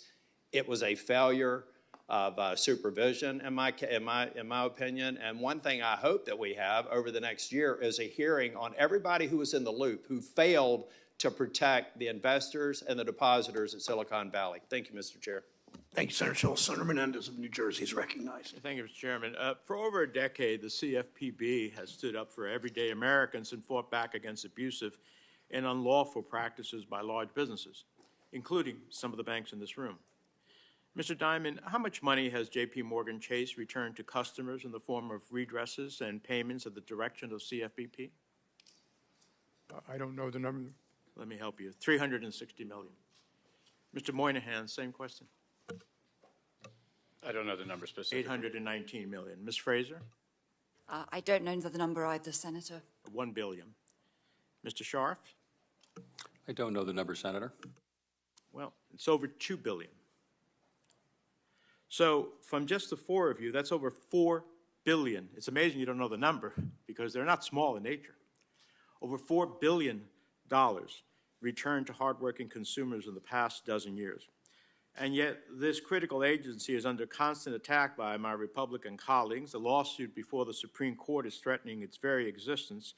And time again, we've seen why the CFPB is so necessary and why I intend to continue to fight for it. Otherwise, that would have been $4 billion out of the pockets of U.S. consumers. Now, while some banks have either decreased or eliminated overdraft fees altogether, in large part due to increased scrutiny and oversight, banks still collected an estimated $7.7 billion in 2022 in overdraft and non-sufficient fund fees. Ms. Fraser, your bank eliminated overdraft fees last year, isn't that correct? Yes, Senator. Is it fair to say that Citi is still a profitable bank? Yes, Senator. Did overdraft fees upend your business model? No, Senator, we work hard to protect our customers and make sure that they don't fall into overdraft. Now, the rest of the banks here that have retail operations continue, to my knowledge, to charge overdraft fees. Mr. Moynihan, Mr. Scharf, Mr. Dimon, you're all aware that Black and Hispanic households disproportionately incur overdraft and NSF fees, correct? Do you know that? Yes or no? Okay, could you give me a verbal answer, please? I believe so. If that's your statistic, I don't have any reason to challenge it. Same for me. Well, the reality is that, again, it's amazing you don't know that. Study after study have shown that the answer is yes to that question. So I suggest you call Ms. Fraser after this hearing to figure out how you can still be able to eliminate the fees in its entirety and still run a profitable bank.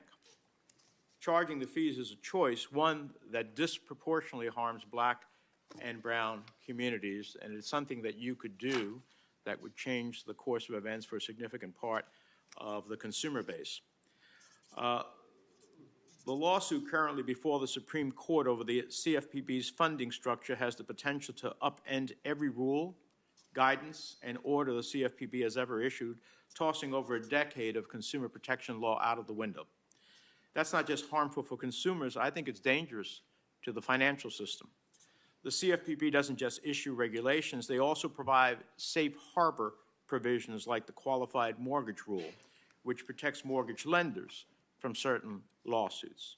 Mr. Scharf, Mr. Moynihan, Mr. Dimon, Ms. Fraser, if you were to lose this safe harbor, would it impact your bank's mortgage lending?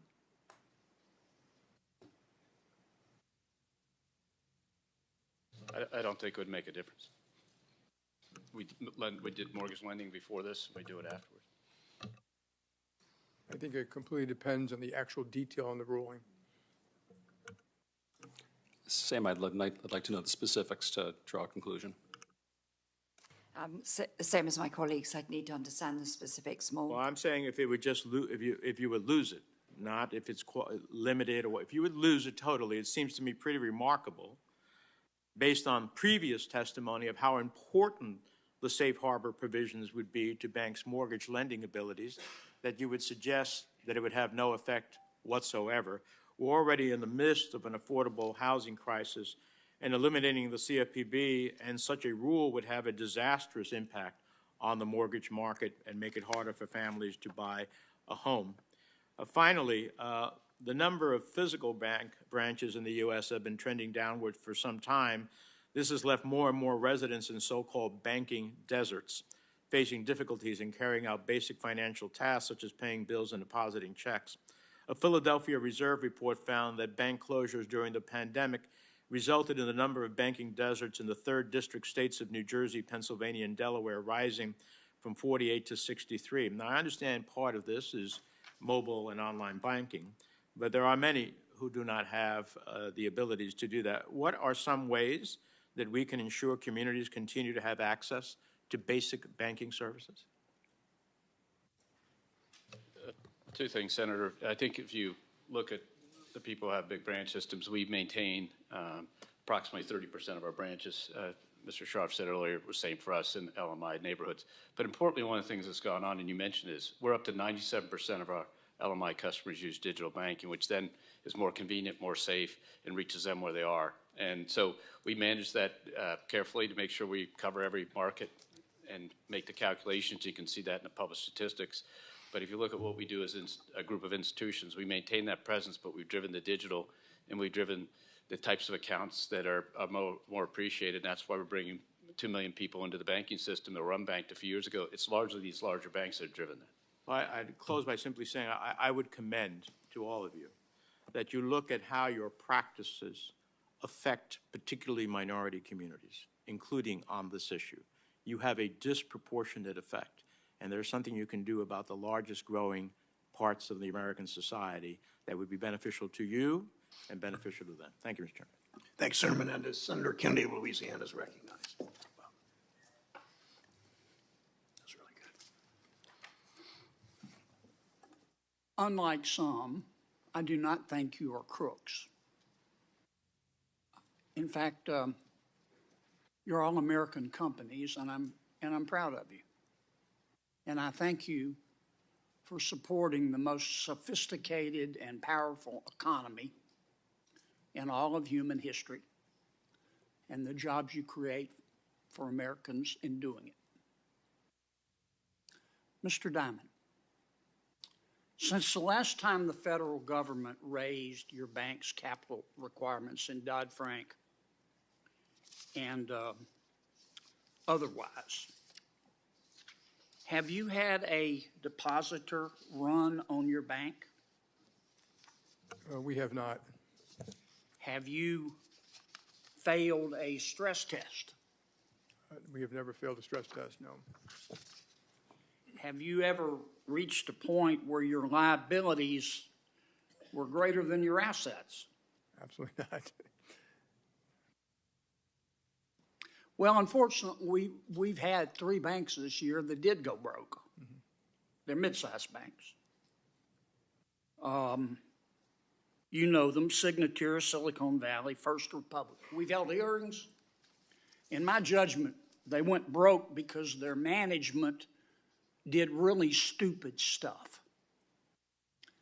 And because the FDIC and the regulators who were in charge of keeping them from doing stupid stuff sat there like bumps on a log, sucking on their teeth, and watched them do stupid stuff.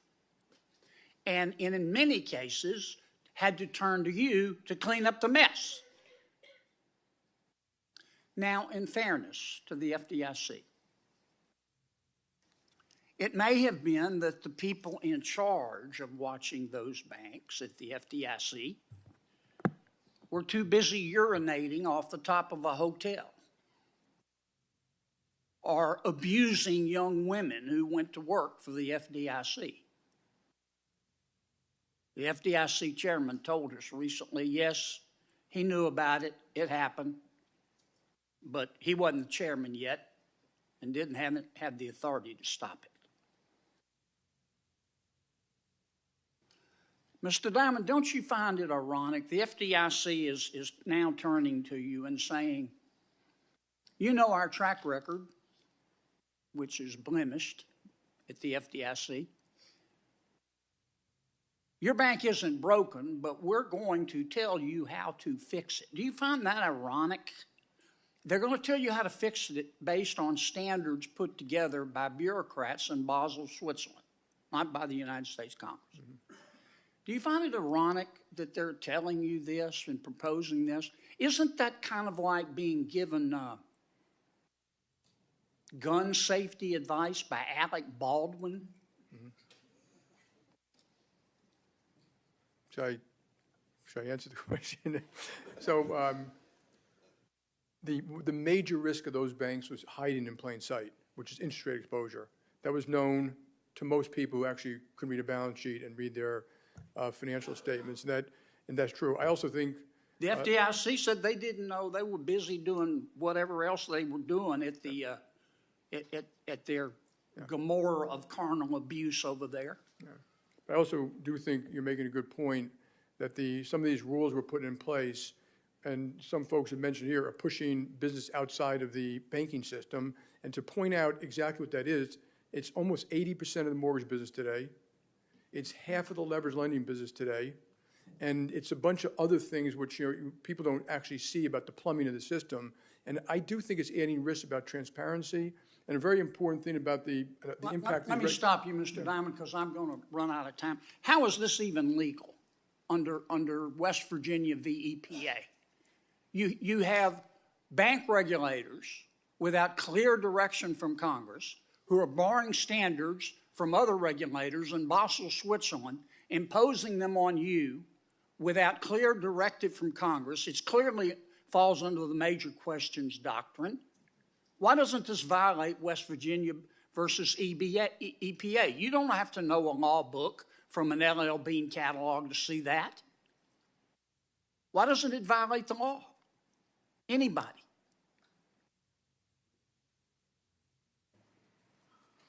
Senator Kennedy's time has expired. Senator Warren from Ms. Fraser was about to answer. Would you like to answer, Ms. Fraser? I thought you gave her time. Proceed, please.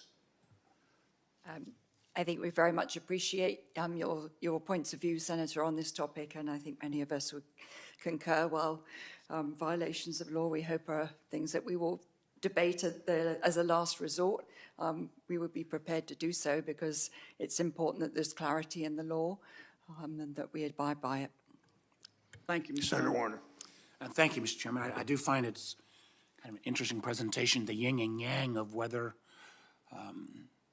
you're the source of all challenges or the regulators are the source of all challenges. Somehow I don't believe either presentation represents the truth. And my questions on Basel III have been raised already. I've indicated I think the timing at this moment is very problematic with interest rates as high as they are, and obviously members of the civil rights community have raised this as well.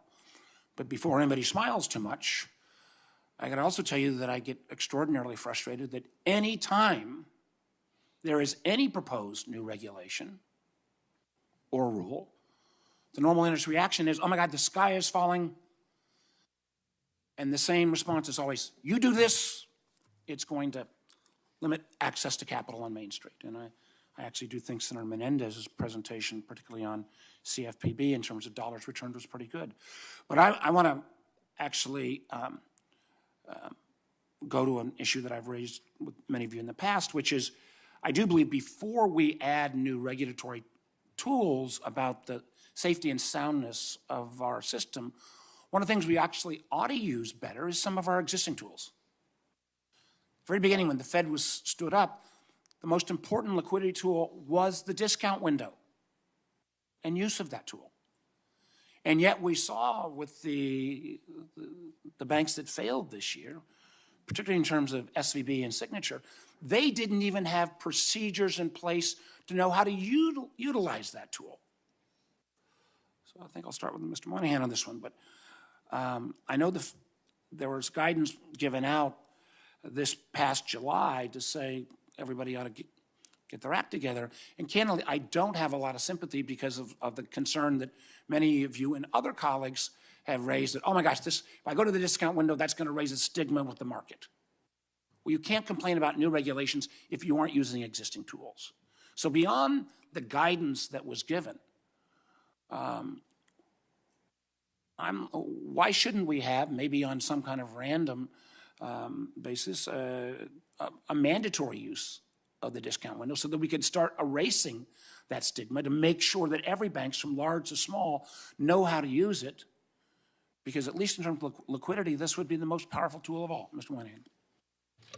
So, Senator, I think two things. One, readiness to use it, and I think you'd find that the institutions all here, because of the amount of regulation we have, are ready to use it, and that was an issue of readiness that you rose. But then the second question is the stigma, and we couldn't agree more. Whether it was in 7 and 8, whether it was in 2020, whether it was last spring, every time a crisis hits, one of the core roles of the reason why the Federal Reserve exists is to provide that liquidity at a time of stress and lender last resort. And every time we're 100% reluctant to use it as an industry because it looks like we're weak, and we've got to figure out a way to change Somehow, it. again, and that's again where I think you see folks on my side of the house complain that, you know, if you're not using existing tools, well, maybe you ought to look at new tools. And I would love to engage with you. I'm going to put legislation forward that would require some mandatory usage, and maybe again how we do that on an episodic basis. But just saying we know there's a stigma problem, but we don't have a plan to address it, means that somebody that might be sometimes sympathetic to you, if we can't use that tool, my sympathy is going to go down dramatically. We agree with you, Senator. Let me try to hit a couple of other types. Artificial intelligence, I know, has been touched. I personally am surprised that there is not greater concern about AI in terms of using its ability to disrupt faith in the public markets. To me, it feels like if there was ever a time and a tool that has such wide-reaching implications, that FSOC, which I know his record has been somewhat mixed, but I strongly believe FSOC ought to take on the responsibility around looking at artificial intelligence in terms of safety and soundness to the overall system. Ms. Fraser, we've talked about this a little bit. What do you think on that issue? Thank you, Senator. You're raising a very important issue and topic that has all of our attention at the moment.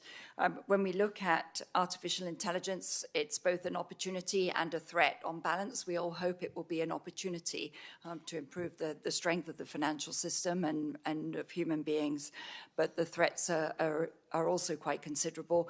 We have a lot of regulation that is in place right now that works very well to safeguard our financial system. We think that regulation should continue to be used to guide. Let me the just system. say, I know my time's up, but I do think FSOC is a tool, and I would make the case, and as others have made the case about underserved communities. Some of you are participating in the Economic Opportunity Coalition and some of our efforts with CDFIs. That is still a tool to get into LMI communities. Those of you who are not participating, this is bipartisan, led by Deputy Secretary Ariamo out of the administration. I hope you'll consider it. Thank you, Mr. Chairman. I'll yield some of my time to him, Senator. You have no time to yield. Senator Hagerty of Tennessee. I tried, Warner. Thank you, Mr. Chairman. And to all of you, welcome. I know how much you must look forward to these meetings that we have here. But today, my colleagues have focused a great deal on the Basel III endgame. It's something I'm deeply concerned about, too. What we have here in Washington, regretfully, are regulators that are in a competition with bureaucrats and other jurisdictions. They seem to be regulating for regulation's sake. I have a very difficult time when massive bodies of regulation are put forward and bureaucrats here try to tell us that the impact is going to be minimal. I'd like to quote specifically from Vice Chair Michael Barr, who's leading the effort on the Basel III endgame. He says that the impacts of the new requirements they're proposing are going to be minimal. In fact, specifically, he says, quote, "The phase-in will allow ample time for banks to adjust their balance sheets and activities and to build capital over time. In fact, most banks already have enough capital today to meet the new requirements." So the message that the public is getting is that these massive regulatory proposals they're putting forward with Basel III is going to have a very minimal impact on your banks. And I would just like to go back to the tool everybody else is using. Would anybody here that believes that the impact of Basel III would be minimal, raise your hand, please. I'd like the record to reflect, Mr. Chairman, that nobody raised their hand. No one believes that the impact will be minimal. In fact, I think one of the most infuriating patterns of behavior I see here among the regulatory class in Washington is either an unwillingness or a refusal to take into account the knock-on effects of the regulations. Mr. Dimon, I'd like to come to you. Your bank has stated publicly that the Basel endgame proposals would increase capital requirements by some $50 billion. That's not an insignificant number. There are obviously very real costs that are associated with this proposal, and I would like to get your perspective on how this proposal would impact not only your bank, but the markets and the economy more broadly. I think, inside a bank, you try to look at every loan you make and every relationship and every client and every country and Obviously, you want to do a good job for your shareholders in the long run. No one tries to be rapacious with customers or employees in the short run. And that, so would it take a lot of loans and immediately make them unprofitable? And I'll give you a specific example, mortgages. I've already told our people that mortgages should not be in the balance sheet. And of course, we can't securitize them either because we haven't passed the securitization law, so it will diminish certain kind of mortgages. It'll particularly diminish mortgages for lower income people. And because the cost of all this is actually much higher on a $150,000 mortgage than on a jumbo $2 million mortgage. And I can go down the line, CDFIs, financial companies, farmers, and then we've already mentioned the extreme effect on market making, which is just a critical function to help finance companies around the world and help people manage money for retirees and veterans and state pension plans to manage their money. And so that one is hard to figure out the full extent of that. I think it actually may cause issues in the marketplace. All these knock-on effects, I think, are very negative. Ms. Fraser, not limited to your bank in particular, but just if you could comment on how this impacts the U.S. banking system's competitiveness on an international basis. This diminishes the U.S. banks' competitiveness on an international basis. I think as we've all reflected, the U.S. financial system is the envy of the world. The U.S. banks play an incredibly important role supporting multinationals and supporting the Western financial system and its operations. It's a strategic asset of the U.S. Indeed, and I think it's incredible and competitive advantage. Yet the regulators that are focusing on Basel III seem to be hiding behind the claim that this is merely a harmonization of capital requirements. And when you think about a harmonization of capital requirements, it would lead you to believe that U.S. banking capital is somehow below that of our European competitors. And if that were the case, this might allow regulators to prevent, quote, a race to the bottom. But this is not the case. I want to quote from Chairman Powell. Chairman Powell says, quote, "The proposal exceeds what is required by the Basel Agreement, and it exceeds what's been required and what's been done by implementation by other jurisdictions." So, Mr. Solomon, I'd like to come to you. You made reference in your testimony about the competitive disadvantage that this unnecessarily stringent proposal would create for financial institutions, for the economy more broadly. And would you mind to just comment on how this proposal, if it were enacted, would compare us to other jurisdictions you're dealing around the world, but how it would make our competitiveness be affected in capital markets specifically versus other nations? Thank you for the question, Senator. As you stated, the capital requirements in the Basel III normalization in the UK, in Europe, in Japan, and in other jurisdictions are meaningfully less significant than what's being proposed here. And so if you look at activities that we compete in around the world, particularly in market making and those types of activities, the U.S. capital markets are the strongest capital markets in the world. I think it's one of our big competitive advantages that everyone comes from all over the world into our capital markets. If you think about IPO activity and debt capital raising, it's done to a great proportion for international capital in our capital markets on a relative basis. And this would just shift that balance. It would push more activity into other jurisdictions. It would make banks in other jurisdictions more competitive. And I don't think that strengthens the U.S. position over time. And conversely, American banking system less competitive as well. Thank you. Thank you very much, Mr. Chairman. Senator Cortez Masto of Nevada is recognized. Thank you. Thank you, Mr. Chairman. Thank you all for being here. I know the last time you were here, we talked about affordable housing. I want to continue the conversation. As we know, not just Nevadans, but so many people across the country are struggling to afford homes. One way to do that, I believe, is by investing more in affordable housing through the Federal Home Loan Bank system. As we all know, the Federal Home Loan Banks enjoy federal benefits that really no other bank has access to in exchange for supporting affordable housing and community development across the United States. Last month, the Federal Housing Finance Agency published 2 reports, I called for them, exploring whether the Federal Home Loan Bank's hundreds of billions of taxpayer-supported dollars are being well used for affordable housing and community development. The answer, according to this report, was no. Federal Home Loan Banks currently only provide about 10% of their net income to affordable housing. I, again, believe that's too low. My question to all of you is, do you think the Federal Home Loan Bank should provide 20% or more of their net revenue for affordable housing or economic development? And does anyone not support greater affordable housing investments by the Federal Home Loan Banks? So let me ask you this. Let me just, for the record, nobody has said they don't think there should be more investment. So you think there should. Is 20% enough? Is 20% more? What more should we be looking at? Properly done, 20% would be fine. Does everybody agree with that? 20% would be fine? Does anybody not agree with that? Good. All right. Good start. And I'm trying to do this so you don't have to raise your hands. I don't like that either. I think that's kind of ridiculous. Let me say this. The Federal Housing Finance Agency is proposing to adjust dividends and advance rates to better reflect the bank's support of affordable housing and community development. Does anyone not support having the Federal Home Loan Bank's dividends and advances tied to missions activities of financial institutions? Is that a good start for us as we are looking at this? Does anybody have any comments regarding that and concerns?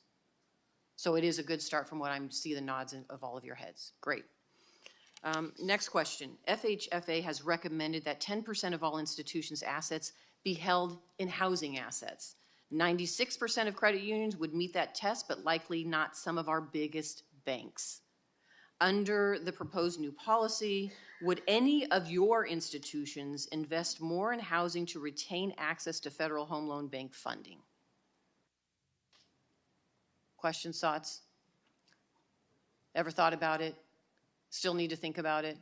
I think many of us meet it today, but I think, Senator, that the trick is, going to Mr. Dimon's last point, is if some of these rules change, we'll have to shrink our mortgages on balance sheet, which would make us less eligible and less able to live up to the principles you're doing, which is how much housing can we help drive. And so I think with everything balanced, but a lot of us meet that test today because of our business constitution. So the concern is if the new changes in the rules might have a negative impact on what we're trying to achieve here at the end of the day. Yeah, mortgage loans are tricky to hold. Mm-hmm. And if you make them more capital intensive, they're going to be less profitable, and if we're going to hold less of them, and already 80% of the activity goes on outside the financial institutions today. And so I think these rules may frustrate your intentions of what you're trying to do with the Federal Home Bank boards. And so we applaud that.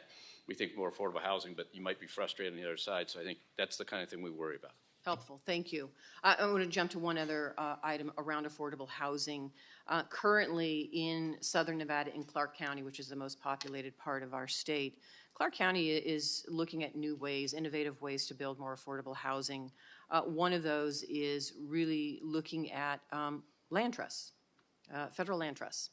And the challenge they're having is they're not able to get any of the banks to write up the loans or the mortgages for these land trusts. And here's what I know. For decades, and this is what I want to talk to you about, for decades banks have invested in apartment buildings that are deed restricted to require affordable rents.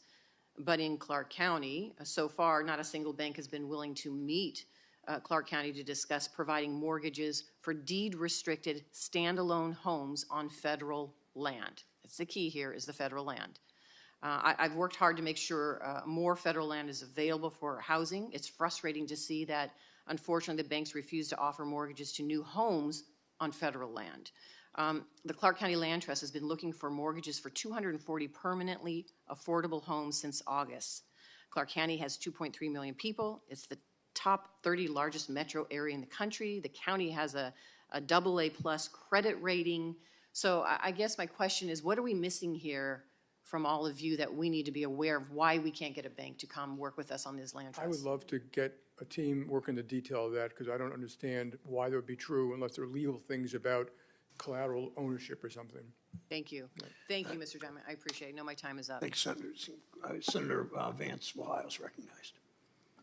Thank you, Mr. Chair, and thanks to the CEOs for being here. I know a few of you personally, and I admire all of you, but one of the things that I've expressed in private and also in public is my concern that the American political system is infecting the American financial system, and frankly, the American financial system is infecting the American political system. This is a graphic compiled by my staff which lists the ways in which your financial institutions have gotten involved in major political debates of the last few years. Things like the Georgia voter identification law, things like whether to lend to fossil fuel-based companies, things like guns and abortion. I should say, of course, that we all have our opinions on matters of public policy. Senator Cortez Masto and I disagree. But the difference between Senator Cortez Masto and I and all of you is that the people of our states elected us to do public policy. Nobody elected you, and so my counsel and my line of questioning is going to be very focused on this particular issue. Stay out of public policy unless it affects your core business interests, because if you don't, it's going to be a lot harder for us to see you guys as neutral arbiters and neutral actors in the American financial system. It's going to be much easier for us to see you as political actors. Now, I want to focus on a couple of issues just because I think they highlight the absurdity of this, and that will lead me to my questions. Georgia in 2021 passed an extraordinarily moderate voter identification law. 6 of the 8 of you immediately issued statements criticizing the state of Georgia to that effect, or at least your institutions issued statements to that effect. Now, I should point out that New York has a voter identification law, a much more stringent voter identification law than the state of Georgia. Did any of you issue statements criticizing the state of New York for their voter identification law? Show of hands. Let the record show that none of you criticized New York for a more stringent law, but you jumped into a culture war over Georgia. I can't possibly understand why. Something that's more concerning to me, because it affects my constituents in the state of Ohio, is a lot of your approach on energy policy. We have seen over the last 18 months the consequences of reducing American energy independence. It empowers very bad people all over the world. It also impoverishes and immiserates some of my constituents and destroys their job. I'm not picking on you, Mr. Moynihan. I think you're the only bank that has a red X on every single issue. This is true of most of you. But I'm going to ask you this question about energy policy. In 2015, Bank of America committed to cut off lending by 2025, that's just a couple years from now, to companies earning 25% or more of their revenue from thermal coal mining. Now, that decision and some other decisions that have been made are raising the price of energy on Ohio consumers and imperiling the jobs of those who work in the energy sector. Why are you doing this? Did the government make you do it? And if not, why are you doing it? Senator Vance, just to be specific, that was a statement about mountaintop removal policy. I grew up in southern Ohio where it was called strip mining back then. Sure. My next door neighbor was engaged in the business. And the statement we made was we would not continue to fund people who would continue to take the tops off of the mountains in the Appalachian Mountains and turn them into mines. And that was based on our assessment of the risk at the time. So you guys have taken a number of other energy policy decisions that raise the cost of energy in American consumers. You guys have committed to a net zero standard by which effectively there are no net zero carbon emissions, and you've held your clients to that standard, saying that they need to become aligned with net zero, and we plan to be the advisor of choice to our clients in this transition. So it's not just that particular decision, Mr. Moynihan, and again, it's not just Bank of America. My point here is pretty straightforward and simple, which is that whether we achieve net zero and when we achieve net zero is a debate for the elected representatives of the American people. What kind of voter identification law we have is a decision for the elected representatives of the American people. And every time you guys get involved in these culture war battles, it makes it harder for the American people to see you guys as neutral financial institutions, and it frankly makes it harder for us to do the same. So I will leave you with just this thought. You've heard some very good line of questioning on Basel III. I agree with Senator Hagerty about Basel III. I don't know what some of the regulators are talking about doing. I don't think it makes a whole lot of sense. Often, bank CEOs and other financial institutions will come to Republicans for more reasonable regulations, for lower taxes, to fight it back against things like Basel III.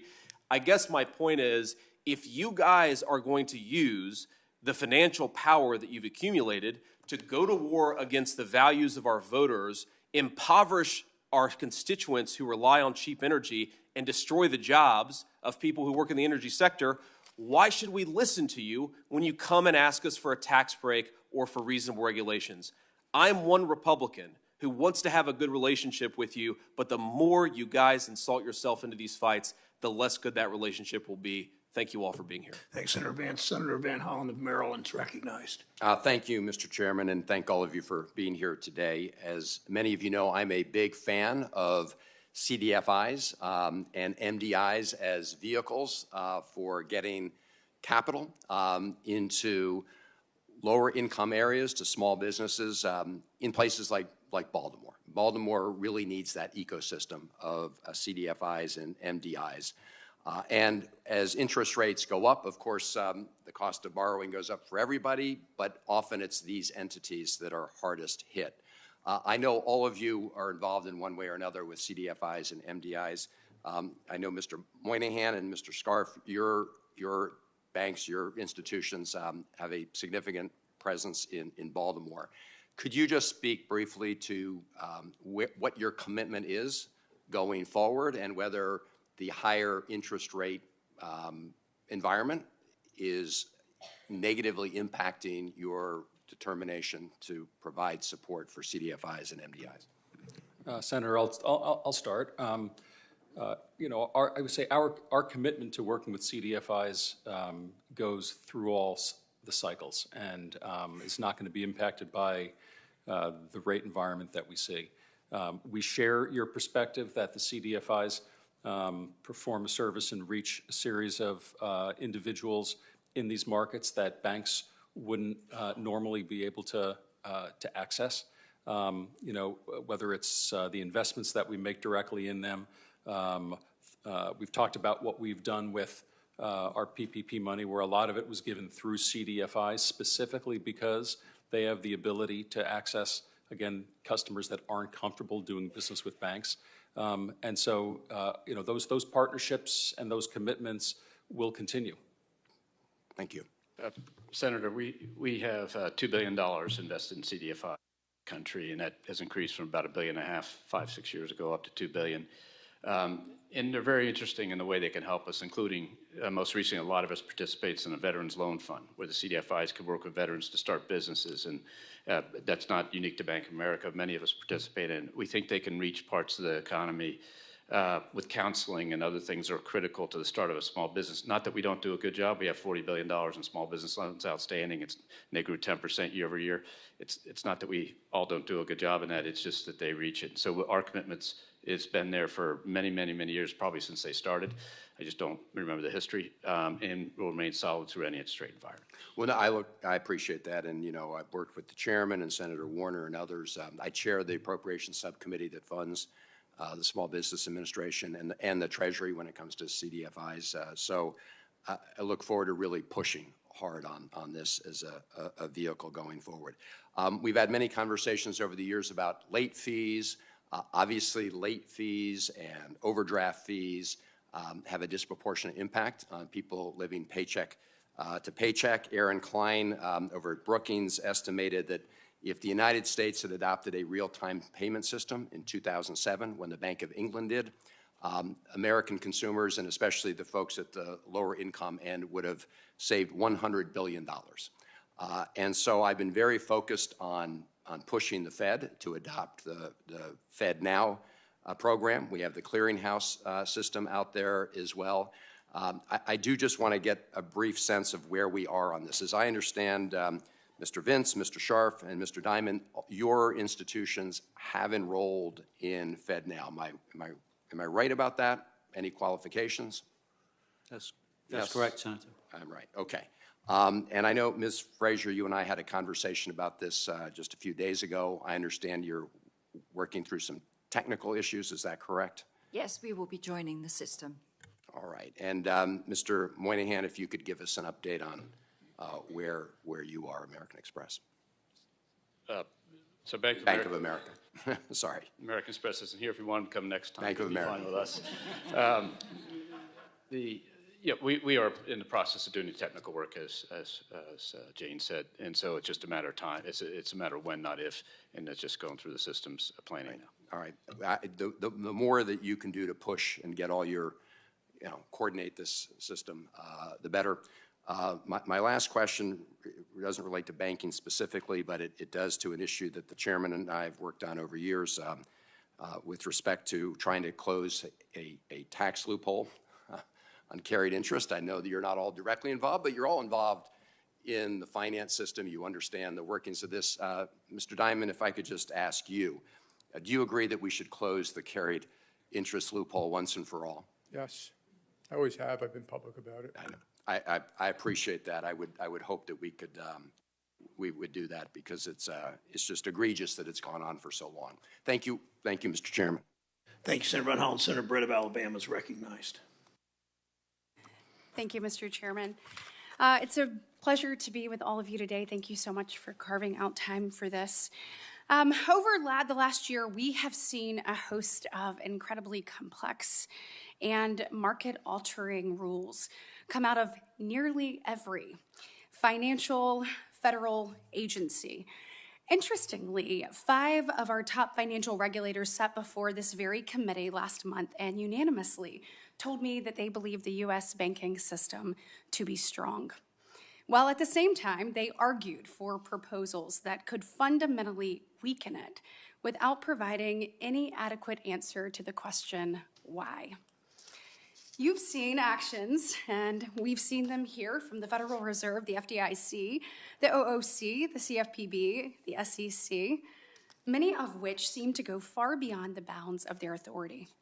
Equally as concerning is the apparent lack of initiative by these regulators to understand both the qualitative and cumulative impacts of all of these rulemakings.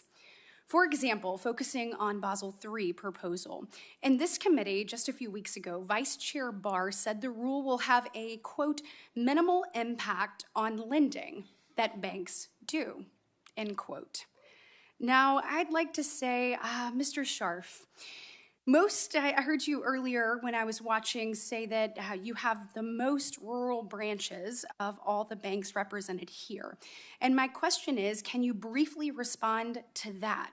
Would this proposal only have a minimal impact on Wells Fargo's lending?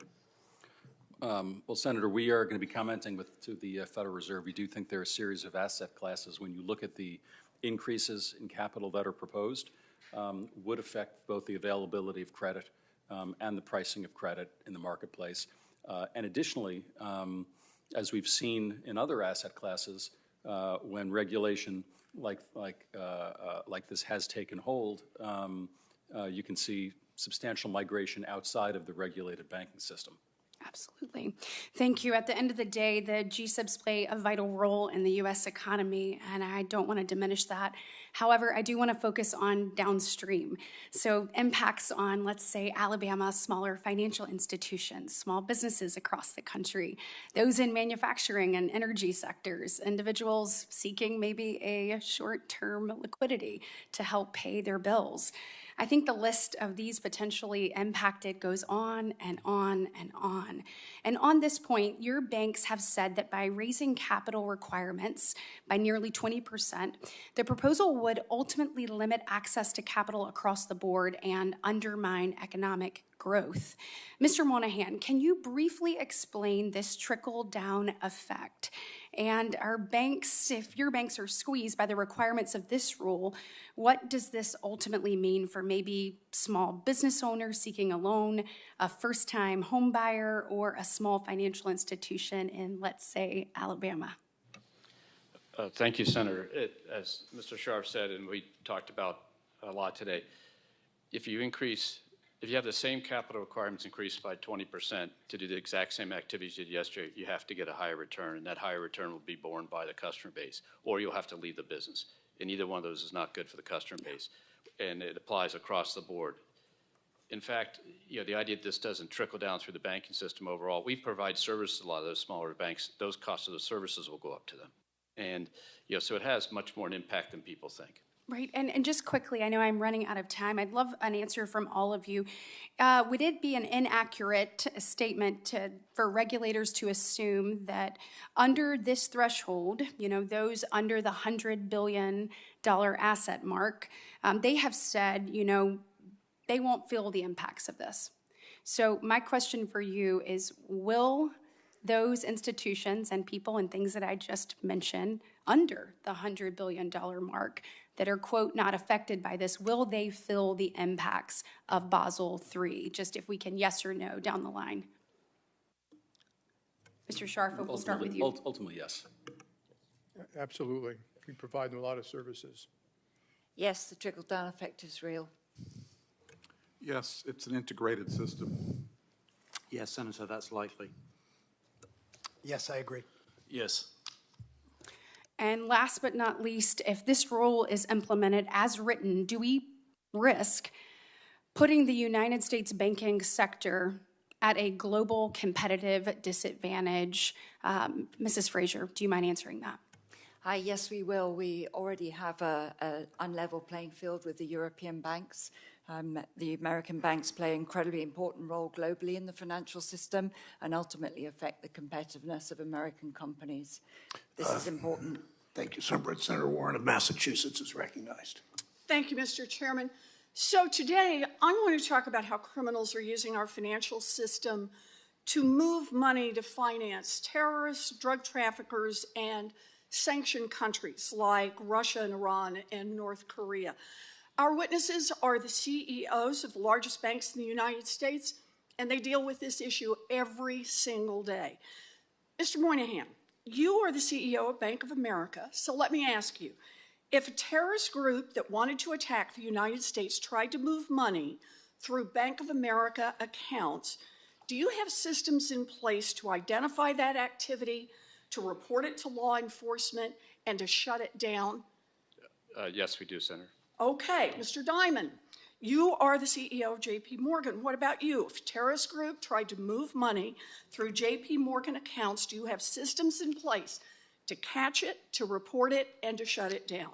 We have extensive systems in place, but no system is foolproof. Okay, but you do have systems in place. Work on this every day. And let me just ask all of you, in the interest of time, just raise your hand if you have those programs in place. Good. I see all the hands up. Look, I believe that none of you want your banks to be used to finance terrorist attacks. But let's be clear, none of you runs these anti-money laundering programs out of the goodness of your hearts. Back in 1970, Congress passed the Bank Secrecy Act to make sure that banks don't run a financial system that is open to terrorists and drug traffickers and rogue nations. But time passed, and the crooks got more sophisticated. So after the 9/11 terrorist attacks, law enforcement discovered the way terrorists had gotten around the Bank Secrecy Act, and Congress was then called on to update the laws to cut off future access, and that's what Congress did. Today's terrorists have a new way to get around the Bank Secrecy Act: cryptocurrency. Last year, an estimated $20 billion in illicit crypto transactions funded every kind of dangerous criminal. North Korea has funded at least half its missile program, including nuclear weapons, using the proceeds of crypto crime. And Israeli officials have confirmed that Hamas received millions of dollars through crypto transactions, including, quote, large sums from Iran. Mr. Dimon, you've been CEO of JPMorgan for almost 2 decades. Can you explain why crypto is such an attractive financial tool for terrorists, drug traffickers, and rogue nations? I've always been deeply opposed to crypto, Bitcoin, et cetera. You pointed out the only true use case for it is criminals, drug traffickers, anti-money laundering, tax avoidance, and that is a use case because it is somewhat anonymous, not fully, and because you can move money instantaneously, and because it doesn't go through, as you mentioned, all these systems have built up over many years, know your customers, sanctions, OFAC, they can get bypass all of that. If I was the government, I'd close it down. Okay, well, that's what we're going to talk about. Because last week, federal law enforcement asked Congress to update the banking laws, saying, quote, we cannot rely on statutory definitions that are decades old to address the illicit finance risks that we face in 2023. And these law enforcement officials specifically called out the use of crypto to finance terrorist attacks. Now, the laws clearly need to be updated, but crypto lobbyists are working overtime to block any legislation. They claim crypto is special and it shouldn't have to comply with the Bank Secrecy Act, even if that means letting terrorists and drug traffickers and ransomware criminals and rogue nations move billions of dollars totally unrestricted. So I'd like to go down the line here. Maybe I can start with you, Mr. Scharf. Do you think that crypto companies facilitating financial transactions should have to follow the same anti-money laundering rules that your bank has to follow? Absolutely, Senator. Okay, I like absolutely. Let's go on down the line. Mr. Moynihan? Absolutely. Okay. Absolutely, All right. positively, certainly. Unanimous, absolutely. Absolutely. Absolutely. Absolutely. Absolutely. All right, it's the word of the day. You know, we've got a way to do this. Senator Marshall and I, along with 18 of our Senate colleagues, including Senator Cortez Masto, Senator Smith, Senator Fetterman, Senator Warnock, Senator Butler, who are here right now and on the Senate Banking Committee, have a bill that would do exactly what law enforcement asks. It would extend the anti-money laundering rules that banks follow so that crypto could not be used for financing terrorist attacks or North Korea's nuclear program. When it comes to banking policy, I am not usually holding hands with the CEOs of multi-billion-dollar banks, but this is a matter of national security. Terrorists, drug traffickers, and rogue nations should be barred from using crypto for their dangerous activities. It's time for Congress to act. Thank you, Mr. Chairman. Senator Daines of Montana is recognized. Mr. Chairman, thank you, and thanks to all of our panelists for being here today. Earlier this year, we saw a series of bank failures, which were among the largest in our nation's history. These failures, in my opinion, were due to gross mismanagement by bank executives and regulators who were also asleep at the wheel. Instead of holding accountable those in supervisory positions responsible for missing the impending crisis, regulators have decided to put forth a host of regulations that would have done nothing to prevent the failures in the first place. In fact, every regulator I have questioned this year, hearings like this, has confirmed what we all know to be true, and that is the U.S. banking system is strong, it's well capitalized.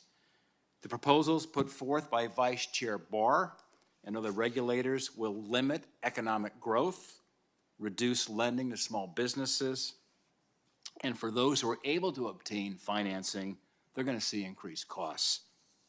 You know, I have frequent meetings with my businesses across Montana. We are a state noted for small businesses. I hear from them firsthand about the critical need for access to capital, the concern they have with pending regulations that could threaten their businesses. I questioned Vice Chair Barr before this very committee about risk weighting and public listing requirements in the Basel III Endgame proposal. Astonishingly, he claimed that small businesses would be better off under the proposed scheme than they are now, despite the fact that less than 0.1% of businesses are publicly listed and would qualify for the lower risk weighting. Mr. Dimon, could you speak to how the Basel III Endgame proposal would impact your ability to lend critical funds to small business and what trickle-down effects we might expect if this were to be implemented? Yeah, so thank you for the question, Senator. I mean, first off, these questions shouldn't wait for the NPR coming out. They should have been answered way before because it's very complex. The work should have been done. The details should have been shared. Directly, it makes those loans, we either have to charge more and it'll have a lot of unintended consequences. You know, as you know, we open in Bozeman and Billings, but we have to charge more locally just to make sure we get our return on the cost of capital. Secondarily, like the operational risk capital will increase the cost of simply holding the small business checking account or making a loan. And so all these things are a cumulative effect. It'll also affect our ability to finance your local community banks, which we often do, your local affordable housing, or the Montana pension plan. So all these things will trickle through. They'll all become a little bit more expensive, and there'll be some other unintended consequences. One, things moving out of banking, but also how we deal with customers. So I think some people will reprice, some people may drop a few customers, and also may lead to more concentration in certain ways because you're going to have to get more revenues from a client to justify the loan. Mr. Dimon, thank you. Mr. Scharf, do you have any comments or thoughts on that as well? I agree with what Mr. Dimon said. Thank you. I want to shift into the issue of oil and gas investment. In this last year and a half, since Russia's invasion of Ukraine, February 27th, I've had the opportunity to travel extensively throughout Europe, where I've met with leaders in virtually all the countries that border Ukraine, particularly on the west side. Been in the Baltics, also in the Balkans, as well as Ukraine border countries. One thing I've heard that's nearly universal is that they've let the whims of the day dictate their energy policy and moved too quickly away from reliable baseload forms of energy like natural gas, coal, hydropower, and nuclear. I was struck when I was in Vilnius. They took me out to their LNG facility. By the way, when that regasification, they're these floating ships, which is parked there, it's fittingly called the Independence, as this LNG really has been key that's coming often from the United States to get Europe back on its feet to a certain extent here as it relates to energy. But I asked these folks who run the LNG plant, what did you do before you were making LNG? And I had a background in chemical engineering. I was kind of curious about process and who these people are. They said, well, we used to run the nuclear plant in Lithuania. So what do you mean you used to run it? It says, we used to supply 70% of Lithuania's electricity through a nuclear plant. But in 2009, it was shut down. So why was it shut down? It says, as a condition of joining the EU, they made them shut it down, and Lithuania went from being a net energy exporter to an energy importer. And this is just a warning thing for all of us. You can't let the whim of the moment, some particular segment of a green movement at that time was very anti-nuclear. And to their credit, it was an old Russian-designed, Chernobyl-type reactor that needed to be changed over. But they were. Hitachi was going to build a new Japanese state-of-the-art reactor. Shut the whole thing down. And they're paying a severe price for it. The need for fossil fuels is not going to dissipate in the near term. I'm very concerned the Biden administration has an all-out assault on the oil and gas industry in the United States to further their green fantasy and hallucination. We can do this the safest and the most environmentally sound way, to have a balanced energy portfolio that includes, of course, renewables and the exciting future we have in the transition, but we better make sure we think about expanding our portfolio when the world's going to need 50% more energy than it does today in the next 25 years.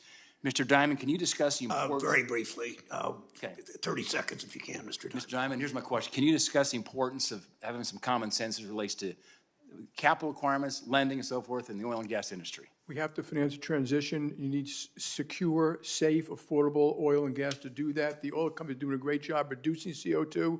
If you don't have affordable, cheaper energy, the cost on poor people, poor nations will be dramatic. We can get it done right as long as we were very thoughtful about it. Senator Smith is recognized from Minnesota. Thank you, Mr. Chair, and good morning to all of you, or I guess it's good afternoon now. So I'm glad to have you all with us. I'd like to start with you, Mr. Scharf. So I want to talk to you about the Community Reinvestment Act. I think that this is a really important tool for making sure that people and businesses and low and moderate income communities have access to capital and lending and financial services. And I, for one, am encouraged by the new CRA rulemaking, which I think is an important update. And I think it makes some thoughtful changes to realign the CRA with its core purpose and to give banks and financial institutions clear direction on what activities qualify for CRA credit. So, Mr. Scharf, could you tell me how you assess this final rulemaking for the CRA, and do you think that these changes will better enable banks to meet their CRA obligations? Senator, I very much agree with your sentiment of both the importance of CRA and the need to make changes in existing CRA legislation to ensure that the ultimate goals are actually achieved through the actual legislation. I think when you look at the changes that have been made, there's certainly many items that are taken into account which are directionally supportive of what I just said. Mm-hmm. We've given some comments to the regulators about some of the specifics that we would like them to just reconsider as they work towards that goal. But directionally rethinking CRA and doing it in a way that all the regulators come together is extremely helpful. Thank you. I agree with that. I think having everybody being on the same page was an extremely important part of this as well. Another thing that I think is true is that these updates to the CRA regs were decades overdue. So do you think that it would be helpful for regulators to update these rules more regularly to kind of have a more rapid cycle? I'm not talking about changing rules all the time, but I'm saying learning from our experience and your experience to make sure they're working well. I mean, Senator, yes, it absolutely makes sense to relook at these things and make sure that they're having the intended consequences, and just at the same time realize that all of those changes then filter through a lot of work that we have to do, and so just striking that right balance is also, I think, very important. Great, thank you. Mr. Solomon, good afternoon. It's good to see you.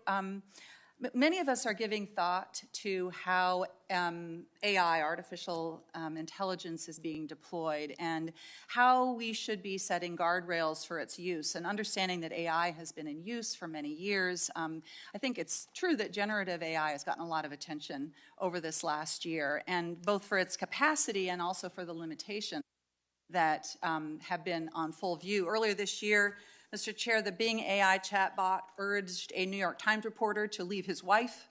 And just last week, it was reported that the Amazon chatbot experienced, and I quote, severe hallucinations and leaked confidential data. So my question for you as the leader of Goldman Sachs is, how do you see using this? I know that you probably have been using our AI tools for quite a long time, but could you talk a little bit about how the generative AI projects that you're working on, how you see these being deployed internally, and how you are thinking about the appropriate guardrails? Thank you for the question, Senator. Obviously, it's something we're very focused on, and as you highlight, there are super offensive productivity things that can be done with the technology as the technology accelerates. As you point out, we've been using artificial intelligence in our business for quite some time, but these large language models accelerate your ability to use very, very highly paid people more effectively with clients by giving them access to information and giving our clients access to information that is sorted and organized more quickly. Those are the positives. On the negatives or the defensive, the technology can obviously be used to disrupt activities, to disrupt markets. It falls into our category of thinking about cyber protection and guardrails. And so we have an enormous amount of focus in thinking through how these tools can be used to attack our systems, our platforms, et cetera. I think it's the acceleration of this technology is going to continue. The pace is quite robust, and I think there are opportunities, but we also certainly have to be vigilant to recognize that there are things that are going to develop that we can't see, and we've got to make sure we have the right protections in place. Thank you. Ms. Fraser, I just have a couple seconds left. You and I spoke about this a little bit recently. Tell me how you think about this from Citi's perspective. So about 4 years ago, we put some principles in place for how to use AI, and topics such as fairness and transparency in how it's used, making sure that you can understand and trace the different algorithms that are in place, elements like that, and making sure that there is human beings governing this, and make sure the protections are there so we get the opportunities realized from it, and also use it to defend against the threats. Thank you. Thanks, Senator Smith. Senator Fetterman from Pennsylvania is recognized. Thank you, Mr. Chairman. Thank you. Mr. Moynihan, back in 2008, the Bank of America, your bank, didn't have enough capital to cushion the bad investments decisions that you made, and you had to be bailed out. And then in 2023 of this year, the Silicon Valley Bank didn't have maintaining enough capital and had to cost over $20 billion from the FDIC. So let me ask you, should we believe you that you have the Batman, we got this kind of an issue? Or should we able to have intervention to adjust this? Well, Senator, I think since the financial crisis, this body, along with Congress and the President, passed the Dodd-Frank Act, and there have been, which changed the capital rules. There was an adoption of further Basel standards. On top of that, there's been 13 stress tests, if I got it right, each one of those more severe. And so even in the last 5 years, we probably have 10, 15% more capital required for under those tests. So I think there's been a significant amount of regime change made. The question is, for the institutions that failed early this year, is that none of them are captured with that scrutiny. And our view was that as a group that had to go in and do two things. One, try to keep them alive long enough so it could be resolved. And secondly, this week, soon we'll cut a check of $2.1 to $2.2 billion to the FDIC to pay for the cost of the cleanup.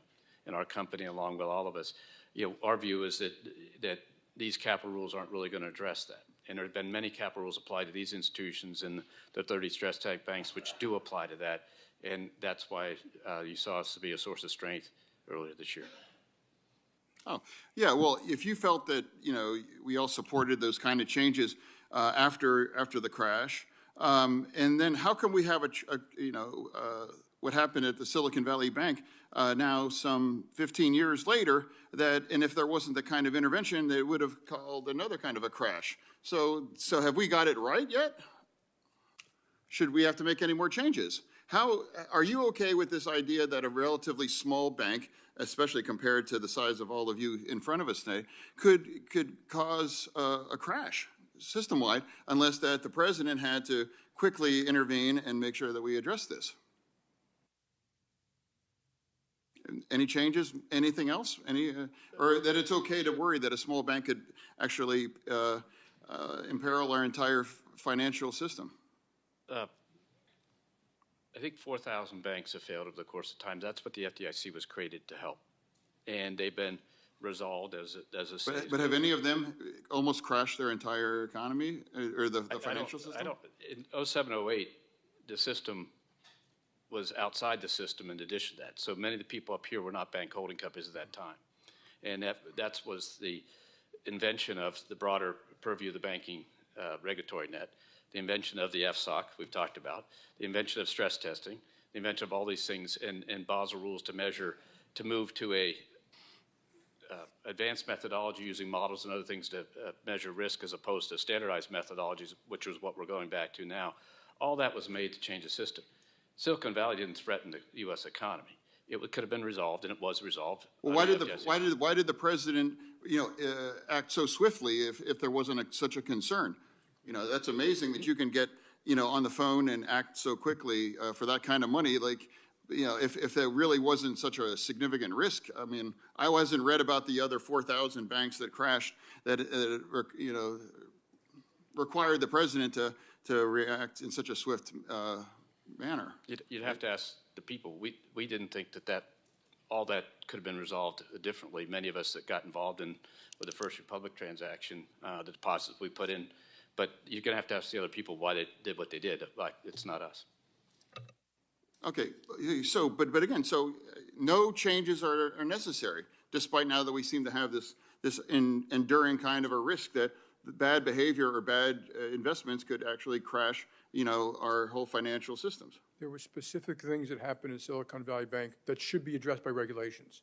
And the most important one is excessive interest rate risk. That's got nothing to do with Basel III, the issue here. And I think the American public should know that banks pay for the FDIC.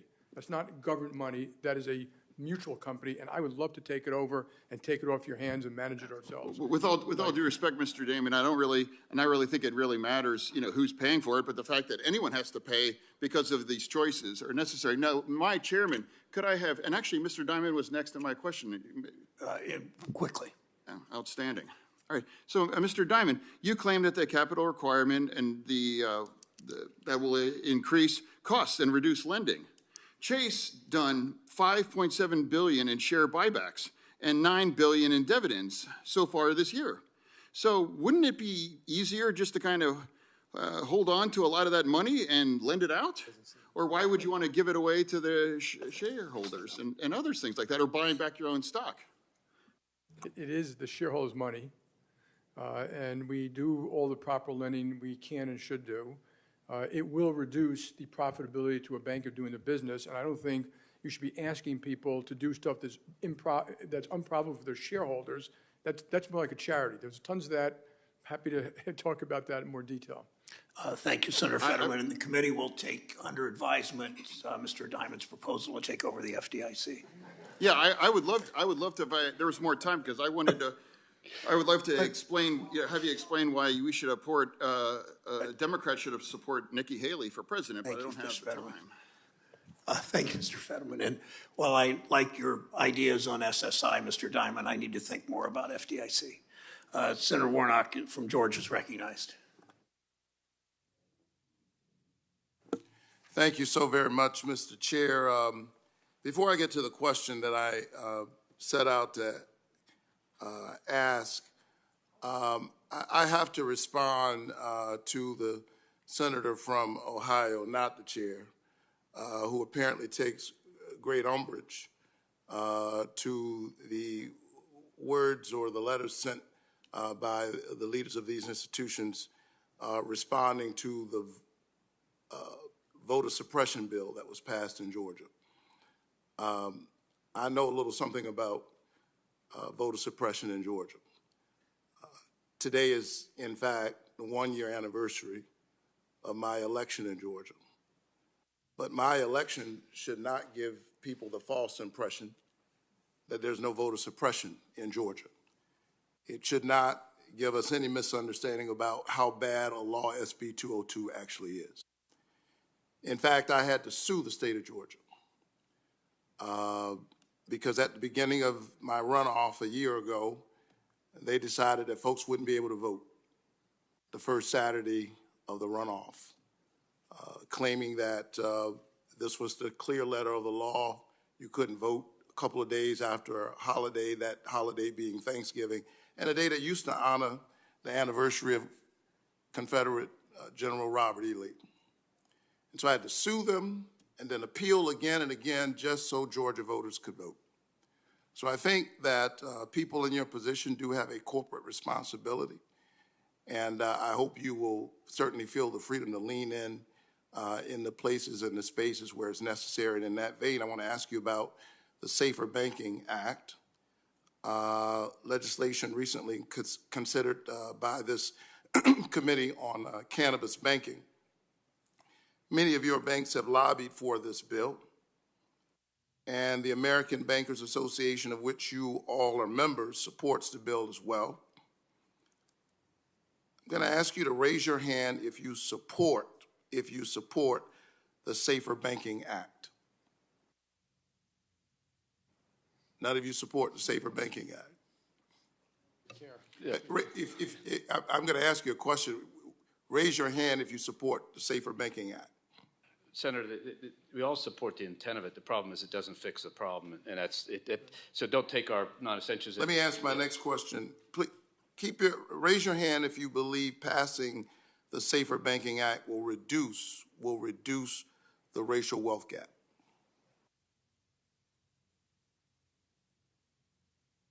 So this is interesting, and so we should have some conversation about this.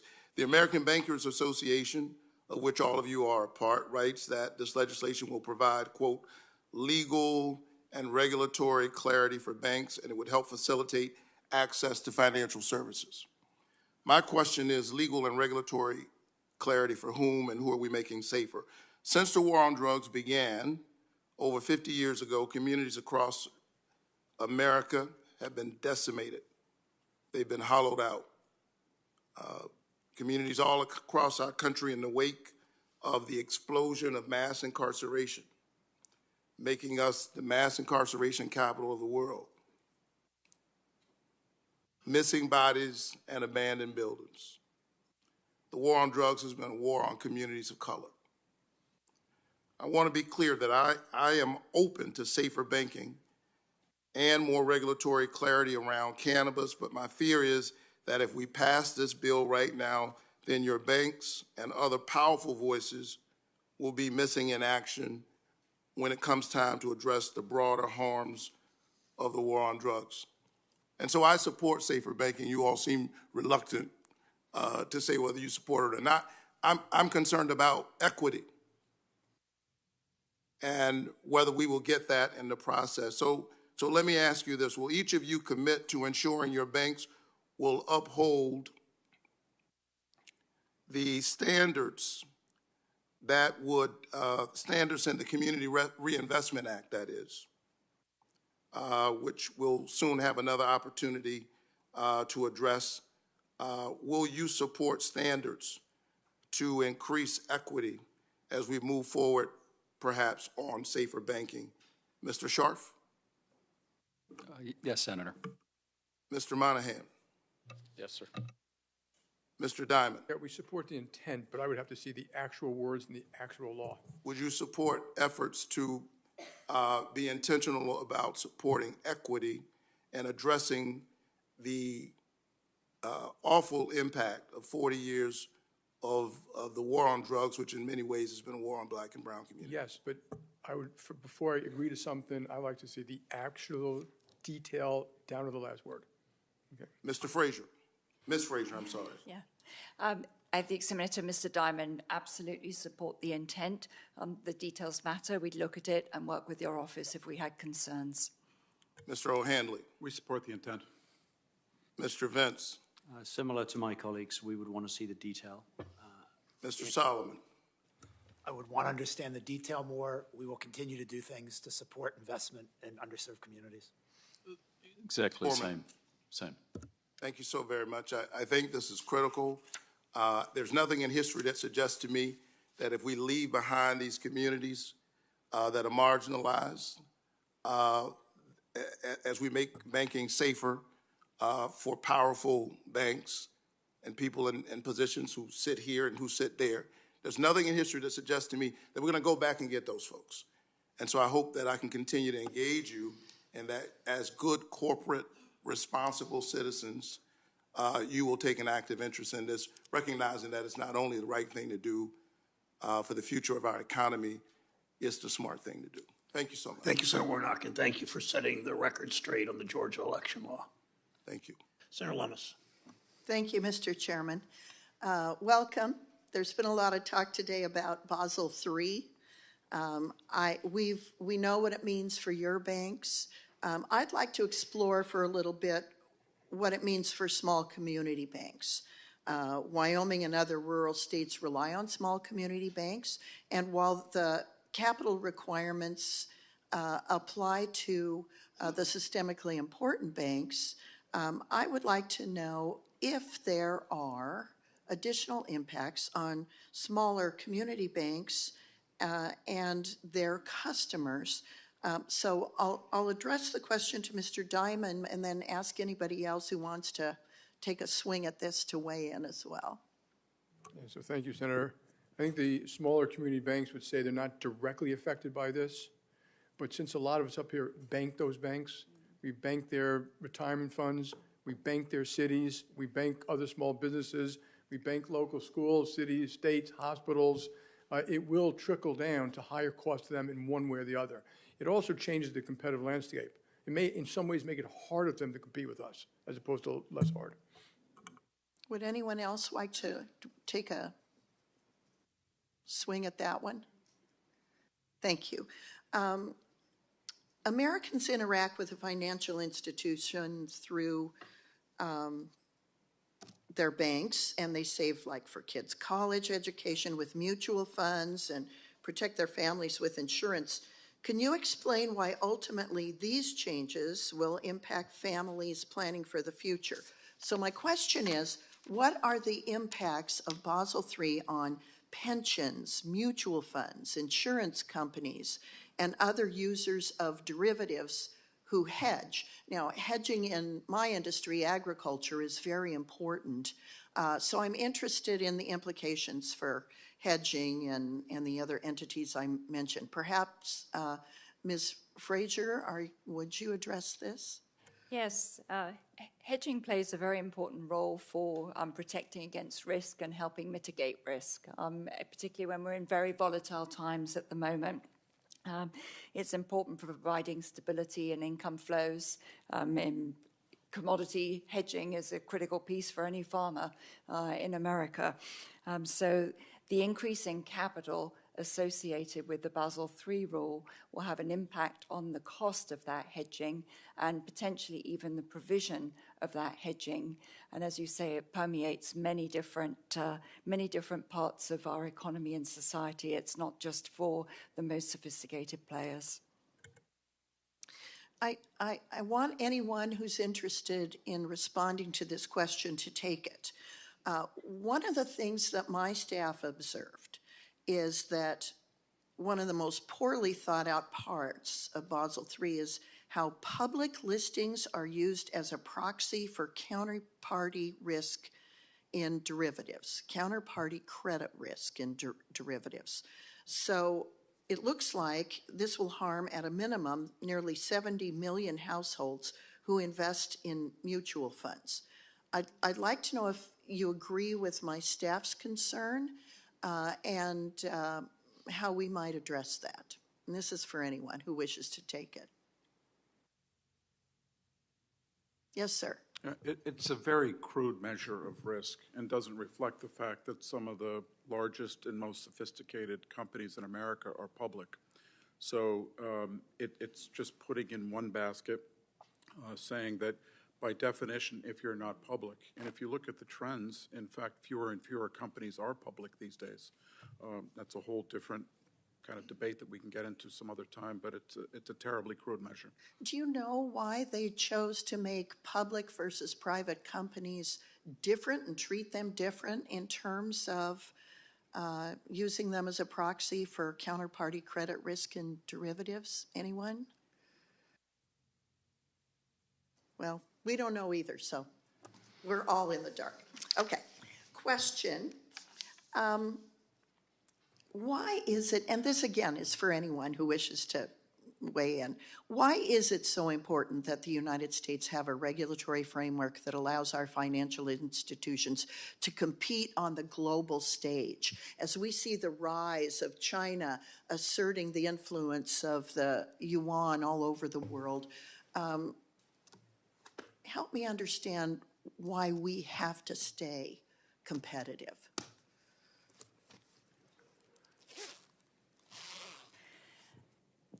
I speak as an immigrant to the States. America plays a critical role around the world in terms of supporting supply chains, in terms of the risk management tools it provides, the stability it provides to populations all over the world. The investment flows, we account for over 50% of all of the capital activity and investment activity in the world. That is a strategic asset for America. It's something we should be incredibly proud of, and it's something that we need to defend. Anyone else? Okay, anybody else want to answer? Sure. Okay. I think when you're next to the last, people are getting kind of tired. So. Thank you so much. Thank you. Thank you for the patience of all of you. Senator Butler, the newest member of this committee, and sorry you have to sit there. And number 100. When you were number 100, you stand between the panelists and lunch. So I appreciate very much the time that you all put into talking with me, knowing that I was going to be the last person to ask you questions. But because most of you have a significant footprint in the state of California, I thought it important on behalf of the 40 million California residents to sit here the entire time and represent their interests across this industry.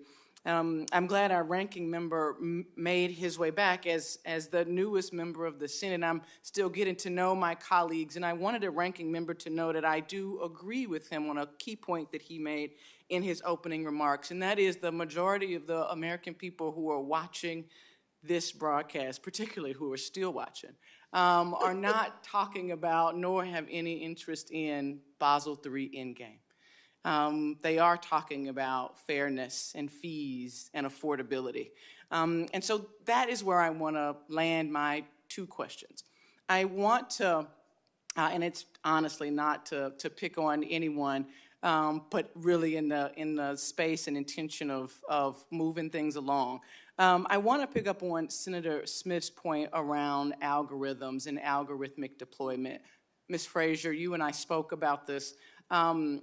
As it relates to customer account closures.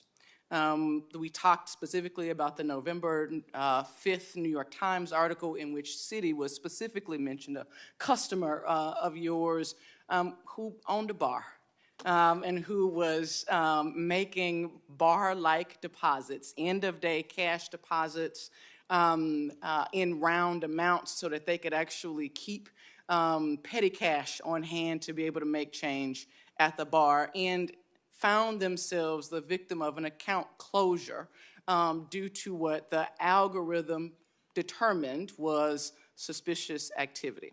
Can you talk more about the process that you have deployed across Citi to give customers confidence that when you are doing your due diligence as a significant global investment institution, when you are doing your due diligence to provide and enhance national security, how do those American people who are still watching, who are still listening, who will hear this back, how can they have confidence that their credit isn't going to be negatively impacted, that you're going to return their whatever remaining balance that they may have on time in a way that they can actually get their bills paid due to no wrongdoing of their own? Senator, thank you very much for the question. Thank you also for sitting through the entirety of the hearings today. You raise a really important point. I think all of us want to protect our customers. There's a tremendous amount of fraud. There's cyber probably keeps us awake at night.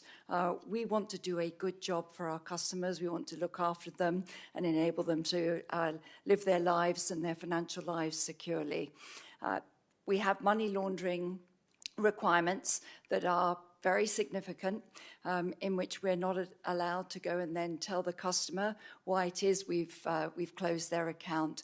And I think all of us appreciate how frustrating that is for our customers, but we must follow the law. You and I have also talked about when it's found out that a customer's account has been closed in error or for some other reason, or there's been fraud blocks, how do we then help them recover their funds quickly? And that, again, I think there is no bank CEO on this table that does not want to help a customer to do that. And we're very happy to follow up with you on what are different ways that can be achieved. Thank you. Thank you, and thank you for extending that opportunity to continue to figure out ways that this body can act to protect not only California customers, but people who are banking with your institutions around the country. My last question, Mr. Dimon, you and I also talked about this. As the representative from California, it is critical that I represent those voices on affordability and home affordability. In particular, your institution has done an incredible amount on this issue, and I want to applaud and recognize you for that. On the other hand, the other issue that I raised with you is just a concern of this intersection of both a declaration and a support for investing in affordable housing and making mortgages more affordable for low and middle income families, and the practice of financial institutions in buying real estate development purely for the purposes of putting it up for rent. Those two things seem to be in opposite and in contrast to me. And there's a report of JP specifically in California about this behavior. And I'd love to give you the opportunity to talk to Californians about how you are meeting both of those obligations, the obligation to provide more affordable housing, help to create more access to the American dream, and at the same time, buying more and more single-family residential properties where they are going to be only available for renting. Right. So thank you. Mr. Dimon, be brief if you would. Thank you for the question, Senator. Love affordable housing. Do a lot of it, as do a lot of the banks up here. We can make mortgages much lower cost for lower size mortgages. I've been dying to work on that for 10 years now. I think that you're referring to an instance where we financed a company which is building homes, and it's, I think, 200 homes for rental. Remember, rental is appropriate for some people. And so I understand your concern, and I'll look into the specific thing, but building more homes is good for affordable housing. Thank you, Mr. Dimon. Senator Butler, thank you. Thanks to the 8 of you for joining us today. For senators who wish to submit questions for the hearing record, those questions are due 1 week from today, Wednesday, December 13. To the banks, please submit your responses to these questions for the record 45 days, no more than 45 days from the day you receive them. Thank you again. The hearing's adjourned.